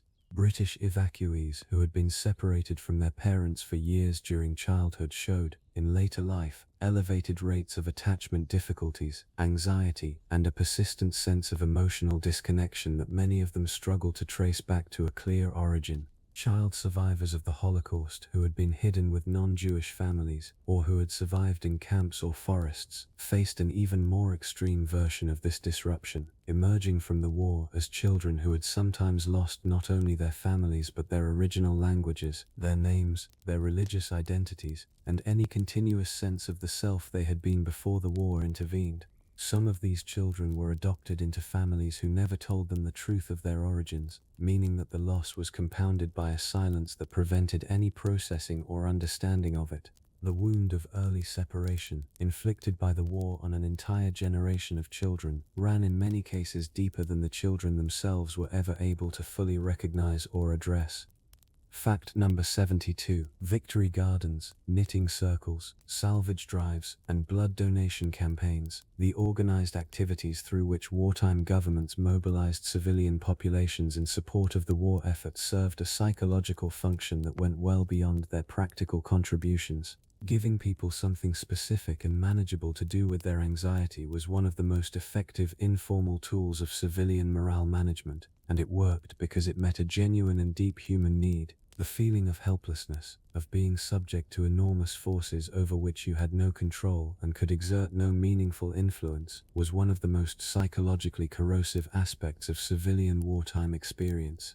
Anything that offered a specific, achievable task, a clear connection between your personal action and the larger situation, and a social context in which that action was recognized and valued, provided a genuine and measurable degree of emotional relief. Women who knitted socks for soldiers described the activity not primarily as a patriotic duty, but as a way of converting anxiety into something with a shape, of giving their fear a productive form that moved their hands and quieted, temporarily, the part of their minds otherwise occupied with things they could not fix. The rhythm of the needles, the sociability of the circle, the tangible product accumulating in the basket, all of it worked, in its quiet way, as a genuine form of emotional management. Fact number 73. Cemeteries filled up during the war years in ways that overtaxed both the physical capacity of the burial system and the emotional capacity of the communities using it. In heavily bombed cities, the identification and burial of the dead became a practical crisis. Bodies recovered from rubble were not always identifiable, and the scale of casualties during intensive raids sometimes made individual burial impossible. Mass graves were dug in city parks. Identification was attempted through whatever physical evidence remained: a ring, a piece of clothing, a fragment of a document. Families who could not identify remains had no grave to visit, no physical site to anchor their grief, no place to go with flowers on an anniversary. The absence of a grave was, for many bereaved families, a specific and persistent wound, something that modern understanding of grief recognizes as a significant complicating factor in the mourning process, but which the wartime burial system had no capacity to address. In military cemeteries overseas, the graves of soldiers were at least marked and maintained by official bodies, but the graves of civilians killed in their own cities were sometimes lost in the chaos of the immediate aftermath, leaving families with nothing physical to return to and no formal site of remembrance that belonged specifically to the person they were trying to mourn. Fact number 74. Among the many ordinary freedoms that civilians lost during the war years, the freedom of movement was one whose loss had particularly deep psychological effects. In occupied territories, movement between regions required permits that were difficult to obtain and arbitrarily withheld. Curfews confined people to their homes during the hours of darkness. Borders that had previously been crossed casually became impassable barriers between families separated by the accident of where they happened to be when the war began. A family divided between two occupied zones of France, or between Warsaw and a nearby town, or between one side of a redrawn border and another, might spend years within a few miles of each other with no reliable means of making contact. The restriction of movement was not merely inconvenient, it was a fundamental disruption to the social and familial bonds that sustain human well-being, and it operated at a level of daily life so basic that its cumulative psychological cost is difficult to isolate and measure. People who had spent years unable to freely move through their own country, unable to visit a parent in a neighboring town, or check on a sibling in a different district, emerged from the war with a relationship to freedom of movement that those who had not experienced its removal could not entirely understand, a visceral appreciation for the ability to simply go where you needed to go. Fact number 75. Something that post-war narratives rarely captured with adequate clarity was the sheer duration of the civilian wartime experience. The fact that for the people living inside it, the war was not a dramatic story with a clear arc, but an endlessly extended present tense that showed no reliable signs of ending. A civilian in Warsaw who survived the entire German occupation lived under those conditions from September 1939 to January 1945, 5 years and 4 months of occupation, deprivation, terror, and loss. A civilian in China had been living inside the consequences of Japanese military aggression since 1937. The human mind and body can sustain an emergency effectively for a period of time, drawing on reserves of resilience and adaptability that are genuinely remarkable.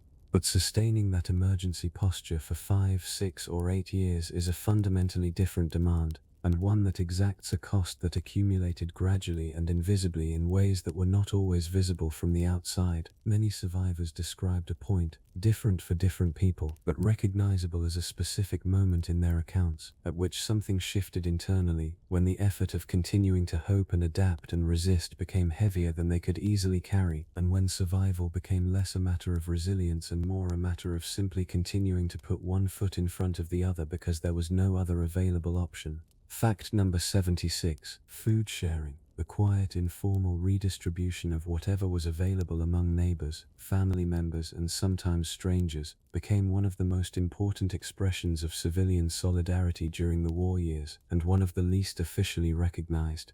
In occupied territories where official rations were set at deliberately inadequate levels, informal food networks became a genuine matter of survival. Farmers who managed to hide a portion of their harvest from requisitioning authorities shared it with townspeople who had nothing. Women with access to slightly more than their immediate family needed quietly passed portions to neighbors whose children were visibly losing weight. In the ghettos established by Nazi authorities across occupied Poland and elsewhere, the internal distribution of food among ghetto inhabitants involved extraordinary acts of communal organization and personal sacrifice, people sharing what they had with those who had less, in conditions where everyone was already close to the edge of what the body could sustain. The emotional significance of these acts of sharing was profound and lasting. Survivors consistently identified moments of food sharing, a piece of bread given by a stranger, a meal shared with a family who had nothing, as among the most meaningful human experiences of the entire war.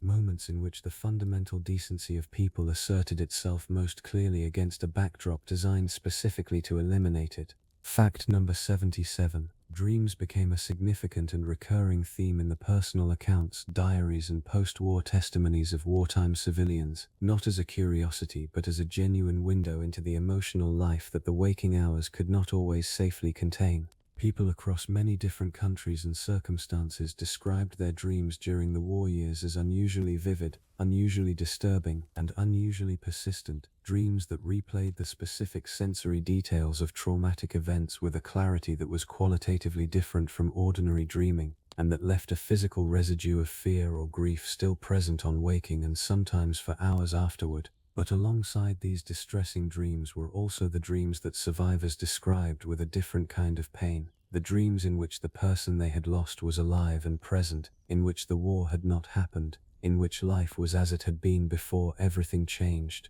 Waking from these dreams was described by many survivors as its own particular form of loss, a daily re-experience of the original bereavement that occurred with its full original force before the sleeping mind had fully returned to the waking world. Some people described, years after the war, still having these dreams, still waking to a moment of impossible warmth before reality reassembled itself, and still having to absorb the loss all over again in the space of a few seconds. Fact number 78. Post-war justice, the trials at Nuremberg and the various national processes that followed, was watched by civilian survivors with a complicated mixture of emotions that defied any simple description. For many survivors of Nazi atrocities, the trials represented the first formal, public acknowledgement that what had been done to them and to their families and communities was not simply the chaos of war but a specific, deliberate and criminal act.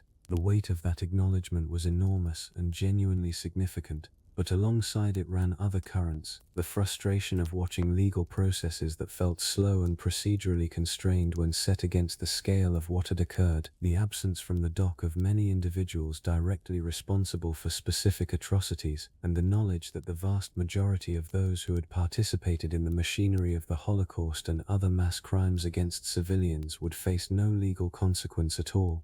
Many survivors described a grief that the trials could not reach, a need not merely for legal accountability but for some form of genuine reckoning that the law, by its nature, was not designed to provide. Fact number 79. Throughout the war years, the institution of marriage was placed under pressures that it had never previously been required to withstand, and the marriages that survived those pressures often did so in forms that were significantly different from what either partner had originally understood themselves to be entering.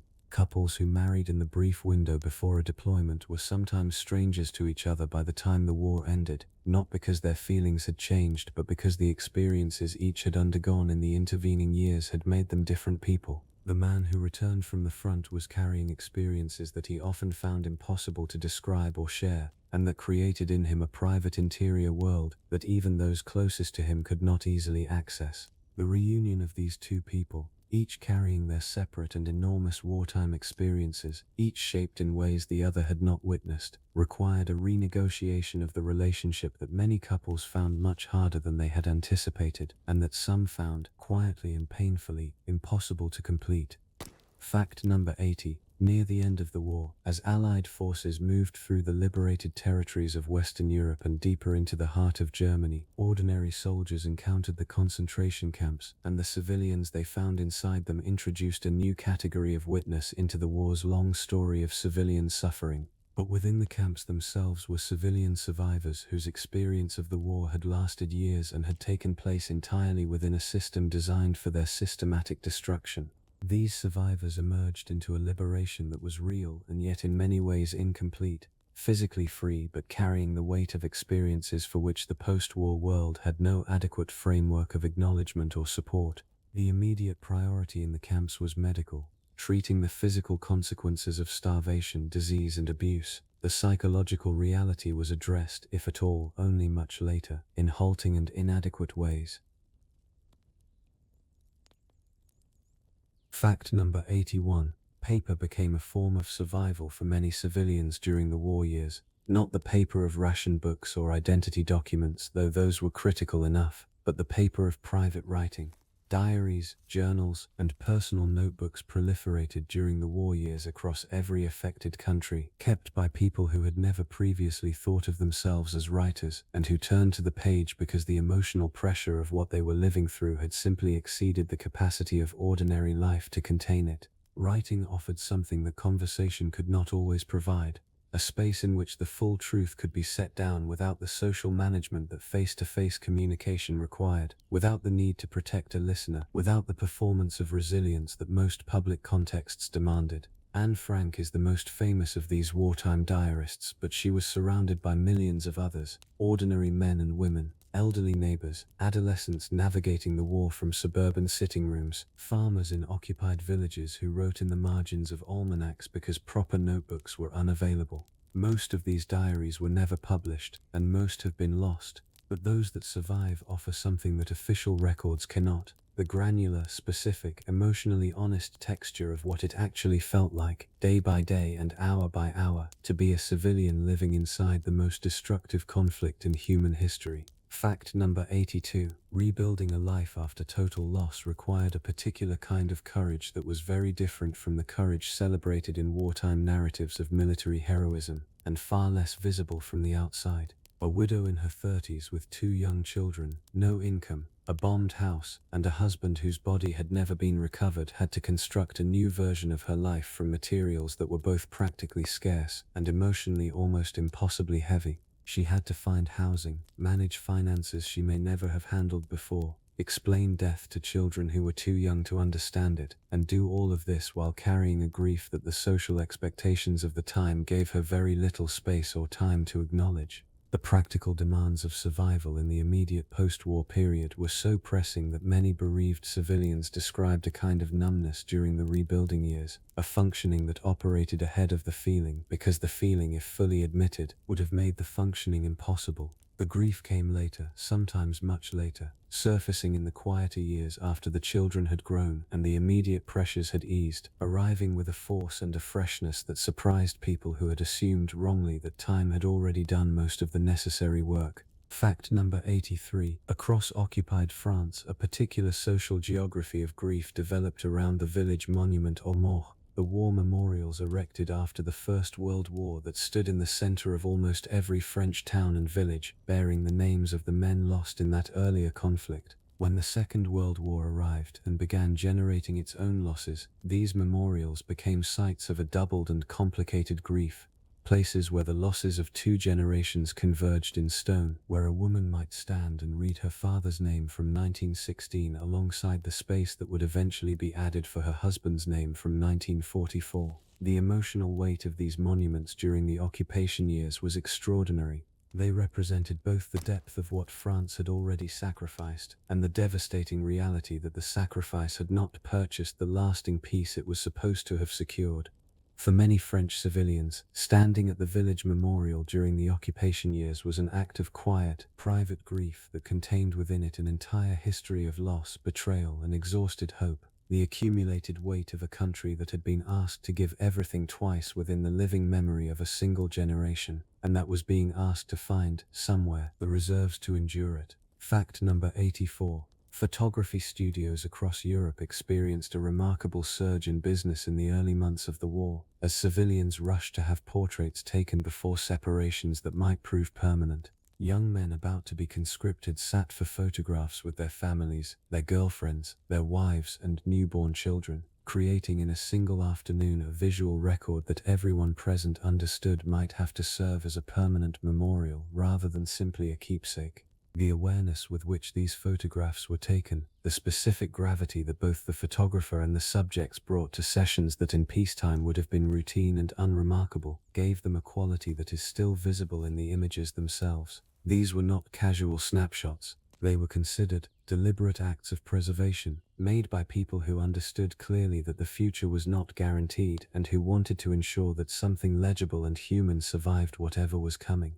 Many of these photographs did indeed become the only image a family retained of someone they had lost, the single visual point of contact between the living and the dead, kept in wallets and beside beds, and eventually passed to children who had never met the person in the frame and who tried, in the specific arrangement of features and the particular quality of the expression, to understand something of who that person had actually been. Fact number 85. Something that history books rarely dwell on, but that civilian accounts return to with remarkable consistency, is the profound and disorienting experience of laughing during the war years.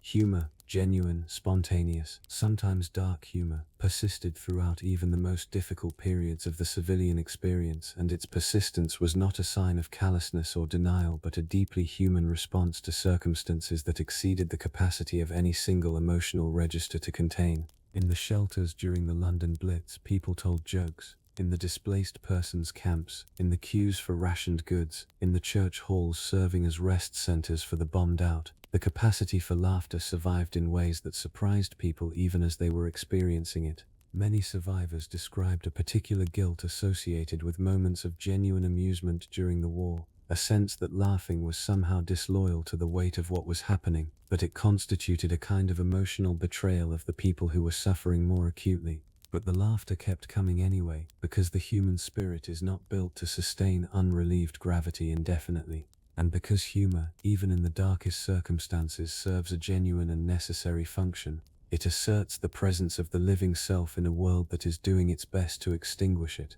Fact number 86. Water, warmth, and light, the most basic physical conditions of ordinary domestic life, became sources of genuine anxiety for millions of wartime civilians in ways that those who had always taken these things for granted found difficult to fully understand. In bombed cities, the destruction of water mains left entire neighborhoods without clean water for days or weeks at a time. Gas and electricity supplies were disrupted by bomb damage and by the redirection of fuel resources toward military use, leaving households cold and dark during winter months that felt, under those conditions, significantly more threatening than they otherwise would have. For elderly civilians living alone, the loss of heating during the winter of 1940 to 1941, one of the coldest winters in decades, coinciding with the most intense period of the Blitz, was directly life-threatening in ways that added a quiet but real additional toll to the civilian casualty figures. The disruption of these basic physical conditions contributed to a pervasive sense of fragility and vulnerability that went beyond the specific inconvenience of cold or darkness. It reinforced at the most physical and immediate level the message that nothing that had previously felt safe and reliable could be depended upon in the same way any longer. The world that had seemed solid had revealed itself to be genuinely and permanently precarious. Fact number 87. Languages disappeared during the war years in ways that represented a form of cultural loss whose depth is difficult to measure but impossible to overstate. In the Jewish communities of Eastern Europe, Yiddish was the primary language of daily life, the language of family conversation, of market transactions, of jokes and songs and prayers, and the accumulated intimacies of communal existence. The near-total destruction of those communities in the Holocaust meant the near-total destruction of the living context in which Yiddish had its life and meaning. Languages are not simply communication systems.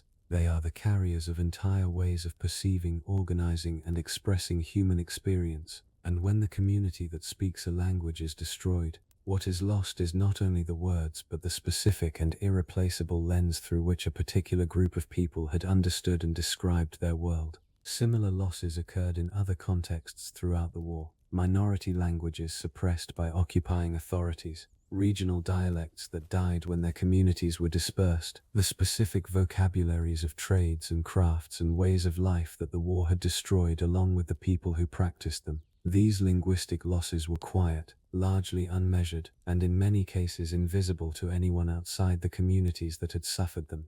But their depth was genuine, and their effects on subsequent generations were real and lasting. Fact number 88. The relationship between wartime civilians and their own memories became increasingly complicated as the years passed, and the distance between the present and the war years grew.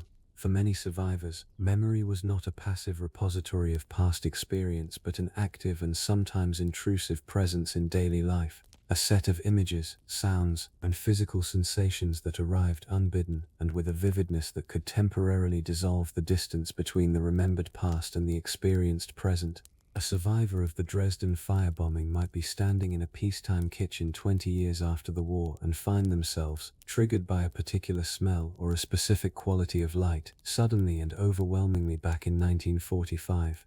These involuntary returns to traumatic memory, now understood as a core feature of post-traumatic stress, were experienced by many civilians as a source of shame as well as distress, because the culture of the post-war decades consistently communicated that the appropriate response to wartime experience was to move forward and leave it behind. The failure to do so, the persistent intrusion of memory into a present that officially required cheerful productivity and forward momentum, was experienced by many survivors as a personal inadequacy rather than a predictable consequence of having lived through something that the human mind was not designed to simply process and release. Fact number 89. Step families, adoptive families, and the complex household arrangements that emerged from the war's disruption of family structures represented a significant and under-examined feature of post-war civilian life. Children who had lost one or both parents were absorbed into the households of relatives, neighbors, or strangers, sometimes formally through adoption, sometimes informally through the simple fact that there was nowhere else for them to go. Widows and widowers who remarried created blended families that brought together children from different previous lives, carrying different losses, different memories, and different versions of what family was supposed to mean. These new family structures were not inherently less loving or less functional than the ones they replaced, but they were built on foundations that included unresolved grief, incomplete information, and social pressures that often discouraged the open acknowledgement of the losses involved. Children in these households sometimes grew up with a family story that had significant gaps, a parent who was not spoken of, a history that was only partially accessible, a grief that permeated the household atmosphere without ever being named directly. The emotional consequences of these silences were something that later generations discovered gradually, often in adulthood, when they began to ask questions that their parents and grandparents had spent decades learning not to answer. Fact number 90. Bridges between the wartime generation and their children became, in many post-war families, the sites of a particular and recurring difficulty. The generation that had lived through the war, that had built its entire adult character inside the demands and deprivations of those years, often found itself unable to adequately communicate the nature of that experience to children who had grown up in post-war prosperity and could not fully imagine what their parents had endured. This communication gap operated in both directions.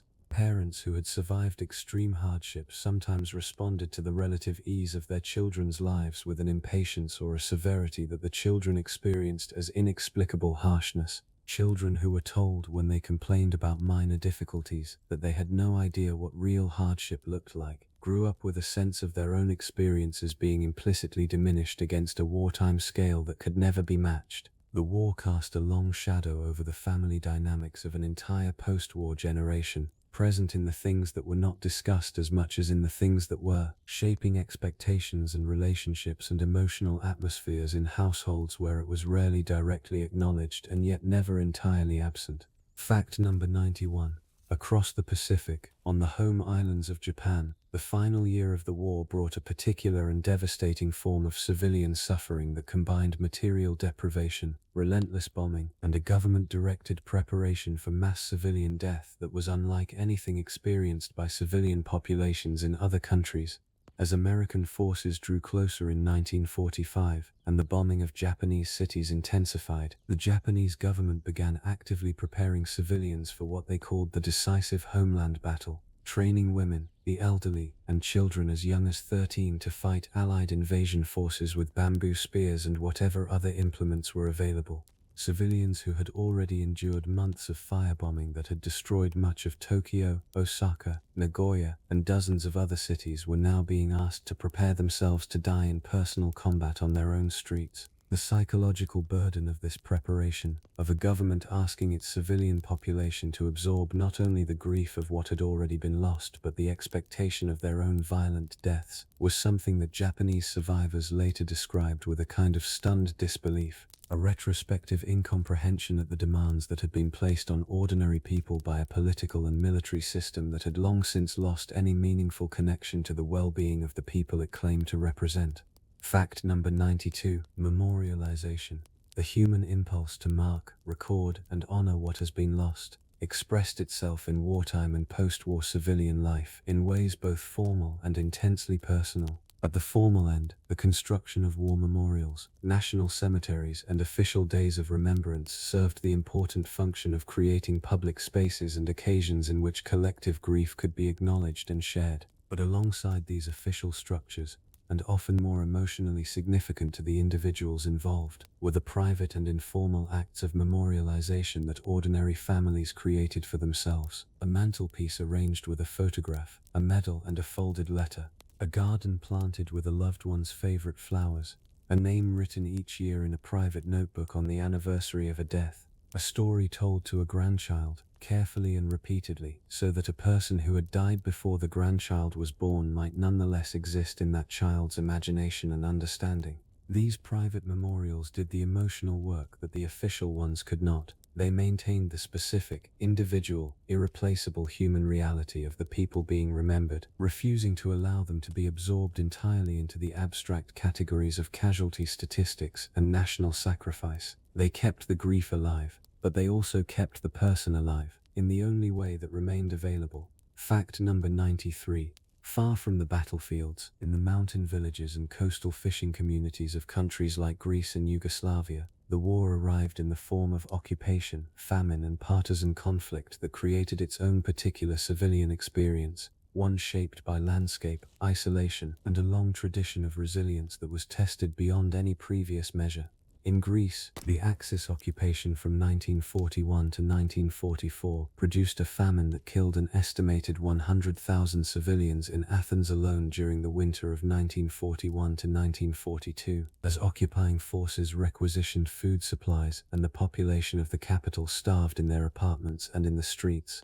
In Yugoslavia, the combination of German occupation, Italian occupation, and a brutal civil conflict between different partisan factions created conditions in which civilians were simultaneously threatened by multiple different forces, sometimes unable to determine which direction danger was most likely to arrive from on any given day. The Yugoslav civilian death toll, estimated at between 1 and 1.7 million people, represented a proportion of the total population that placed it among the countries most severely affected by civilian losses in the entire war, a fact that tends to be obscured by the country's post-war political history and its absence from the dominant Western narrative of the conflict.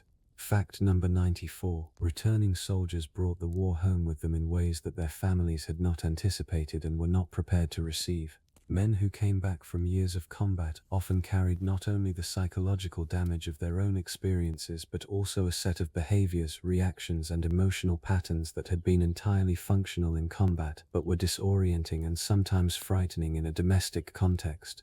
Hypervigilance, the constant scanning of environments for threat, the inability to sit with one's back to a door, the startle response to sudden sounds, was a feature of many returning veterans' behavior that their wives and children encountered without any framework for understanding it. Nightmares, emotional withdrawal, sudden and apparently inexplicable outbursts of anger or distress, these too arrived with the men who came home and settled into the post-war household as uninvited presences that everyone in the family learned, gradually and without guidance, to accommodate. The children of these veterans grew up inside households shaped by their fathers' wartime experiences in ways that were rarely spoken about directly, learning the particular social intelligence of families organized around an unacknowledged difficulty, reading the emotional weather, managing their own behavior in response to a father's unspoken state. developing a sensitivity to atmosphere that was a direct product of living alongside trauma that had no name. Fact number 95. Entire professional and social worlds were dismantled by the war in ways that could not be reconstructed after it ended, because the people who had constituted those worlds were gone. The Jewish intellectual and cultural life of Central and Eastern Europe, the universities, theaters, publishing houses, newspapers, philosophical schools, musical traditions, and literary communities that had flourished in cities like Warsaw, Vilnius, Prague, and Budapest, was not merely disrupted by the war but systematically and deliberately destroyed along with the people who had created and sustained it. What this represented was not simply the loss of individual talented people, though it was that too, on an enormous scale. It was the destruction of entire ecosystems of thought and creativity, the specific combinations of tradition, debate, mutual influence, and shared reference that produce cultural vitality and that take generations to build. After the war, the physical cities remained or were rebuilt, but the intellectual and cultural life that had animated them was gone in a way that rebuilding walls and streets could not address. The loss was recognized, mourned, and documented by those who had known what had existed before, and felt by subsequent generations as an absence that was real even to those who had never known the presence. Fact number 96. Generosity and its opposite existed side by side in wartime civilian communities in ways that revealed, with unusual clarity, the full range of what ordinary human beings are capable of under extreme pressure. The same conditions that produced extraordinary acts of selfless courage and communal solidarity also produced opportunism, exploitation, and a willingness to profit from the suffering of others that was just as human and just as real. Black marketeers who charged desperate families ruinous prices for basic food and medicine were operating in the same communities as the neighbors who shared their last resources with no expectation of return. Landlords who exploited the desperate housing needs of bombed-out families existed alongside the families who opened their homes without hesitation to strangers who had nowhere to go. This coexistence of the best and the worst of human behavior, compressed into the same streets and communities under the same extreme pressure, was something that thoughtful survivors described with a complexity that resists any simple moral sorting. The war did not make people better or worse than they already were. It revealed, with a thoroughness and an urgency that peacetime rarely required, what was already there, the full and uncomfortable range of human capacity, from the genuinely heroic to the genuinely shameful, and everything in between.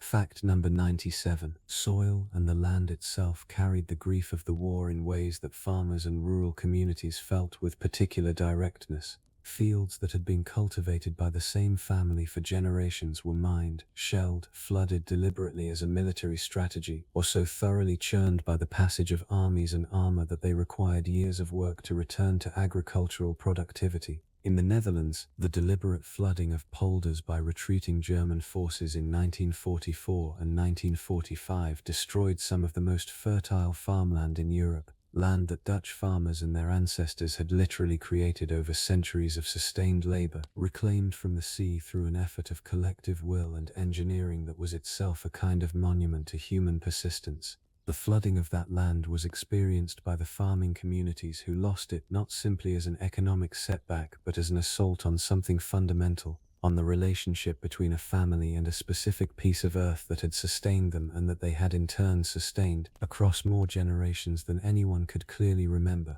Recovery was possible, technically, and eventually achieved, but the knowledge of what had been done to it, and the years of work required to undo it, were carried by those communities as a specific and lasting wound. Fact number 98. Among the final cruelties of the war's long civilian chapter was the experience of those who survived everything: the bombing, the occupation, the hunger, the loss, only to find that the post-war world was not interested in their testimony. The cultural impulse of the late 1940s and 1950s in many Western countries was strongly oriented toward forward momentum, toward reconstruction, productivity, and the construction of a new and better future. Looking back was considered unhealthy, dwelling on the past was socially discouraged, and the expectation that survivors should process what they had been through quickly and quietly and then rejoin the forward march of post-war society was so pervasive that many people internalized it without questioning it. The voices of civilian survivors, particularly in countries whose wartime experiences did not fit neatly into the dominant Allied narrative of heroic sacrifice and ultimate victory, were especially marginalized. German civilians, civilian survivors in countries that had been on the wrong political side, and colonial subjects whose wartime suffering occurred outside the frame of the main narrative found themselves with experiences that the post-war world was not equipped or willing to receive. The silence that surrounded these testimonies was not neutral. It was its own form of loss, the loss of the right to have what you had endured recognized as real and significant and worthy of honest acknowledgement. Fact number 99. Children born in the years immediately after the war, the first post-war generation, grew up as the inheritors of a grief they had not personally experienced but that shaped the households they were raised in, the silences they learned to read, and the emotional atmospheres they breathed in without knowing its origin. These children are sometimes described by researchers as the second generation of trauma, people whose parents had survived extreme wartime experiences and whose own psychological development had been shaped, in ways both subtle and significant, by living close to that unprocessed history. Some of these children described in later life carrying feelings they could not explain, a background sadness, an unnamed anxiety, a sense of impending loss that had no clear referent in their own relatively safe lives but that felt deeply and persistently real. Researchers studying intergenerational trauma have found consistent evidence that the psychological effects of extreme wartime experience are transmitted across generations through the specific patterns of parenting, communication, emotional availability, and household atmosphere that traumatized parents create, often without any conscious awareness that they are doing so. The war's reach, in this sense, extended well beyond the people who had lived inside it, touching their children, and in some cases their grandchildren, in ways that only began to be understood long after the last survivor had gone. Fact number 100. Near the very end of the war, in the spring of 1945, as the fighting moved into its final weeks, a particular quality of suspended feeling settled over civilian populations across Europe and Asia, a state that was neither hope nor despair but something stranger and more exhausted than either. People who had lived inside the war for 5 or 6 years had learned through painful experience not to trust the feeling that it might soon be over.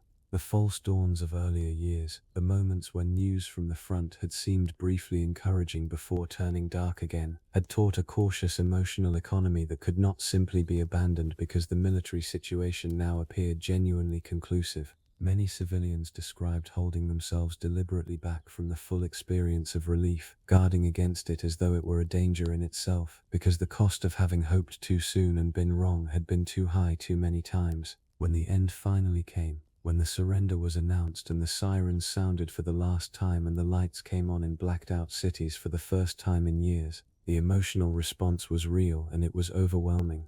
But underneath it, for many people, was something quieter and more complicated, the beginning of the long, slow, uncertain work of finding out who they were now, and what was left, and how to live in a world that was finally, terrifyingly, at peace. Fact number 101. What remains, after everything, after the memorials have been built and the histories written and the last survivors have gone, is something that resists easy summary but insists on being acknowledged.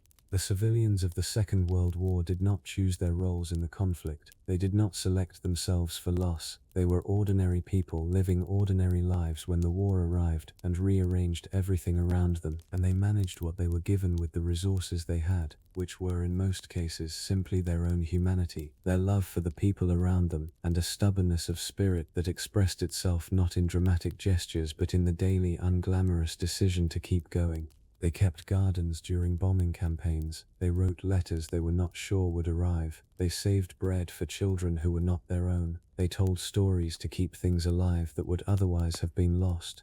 They carried grief that no one officially counted and endured losses that no medal was ever struck to acknowledge. In the vast accounting of the Second World War, the military strategies, the political decisions, the technological innovations, the battles that turned the tide, the interior lives of civilians appear only in the margins, if they appear at all. But it was inside those interior lives that the true cost of the war was most completely paid, most quietly carried, and most enduringly felt. They deserve to be remembered not as statistics or as background but as what they were, human beings who lived and lost and somehow continued. There is a particular kind of grief that does not announce itself. It does not arrive with ceremony or with the formal acknowledgement that the world sometimes offers to losses it considers large enough to notice. It settles quietly into the corners of daily life, into the empty chair at a table, into the particular way a person pauses before answering a question about the past, into the slight hesitation before a smile that almost reaches all the way.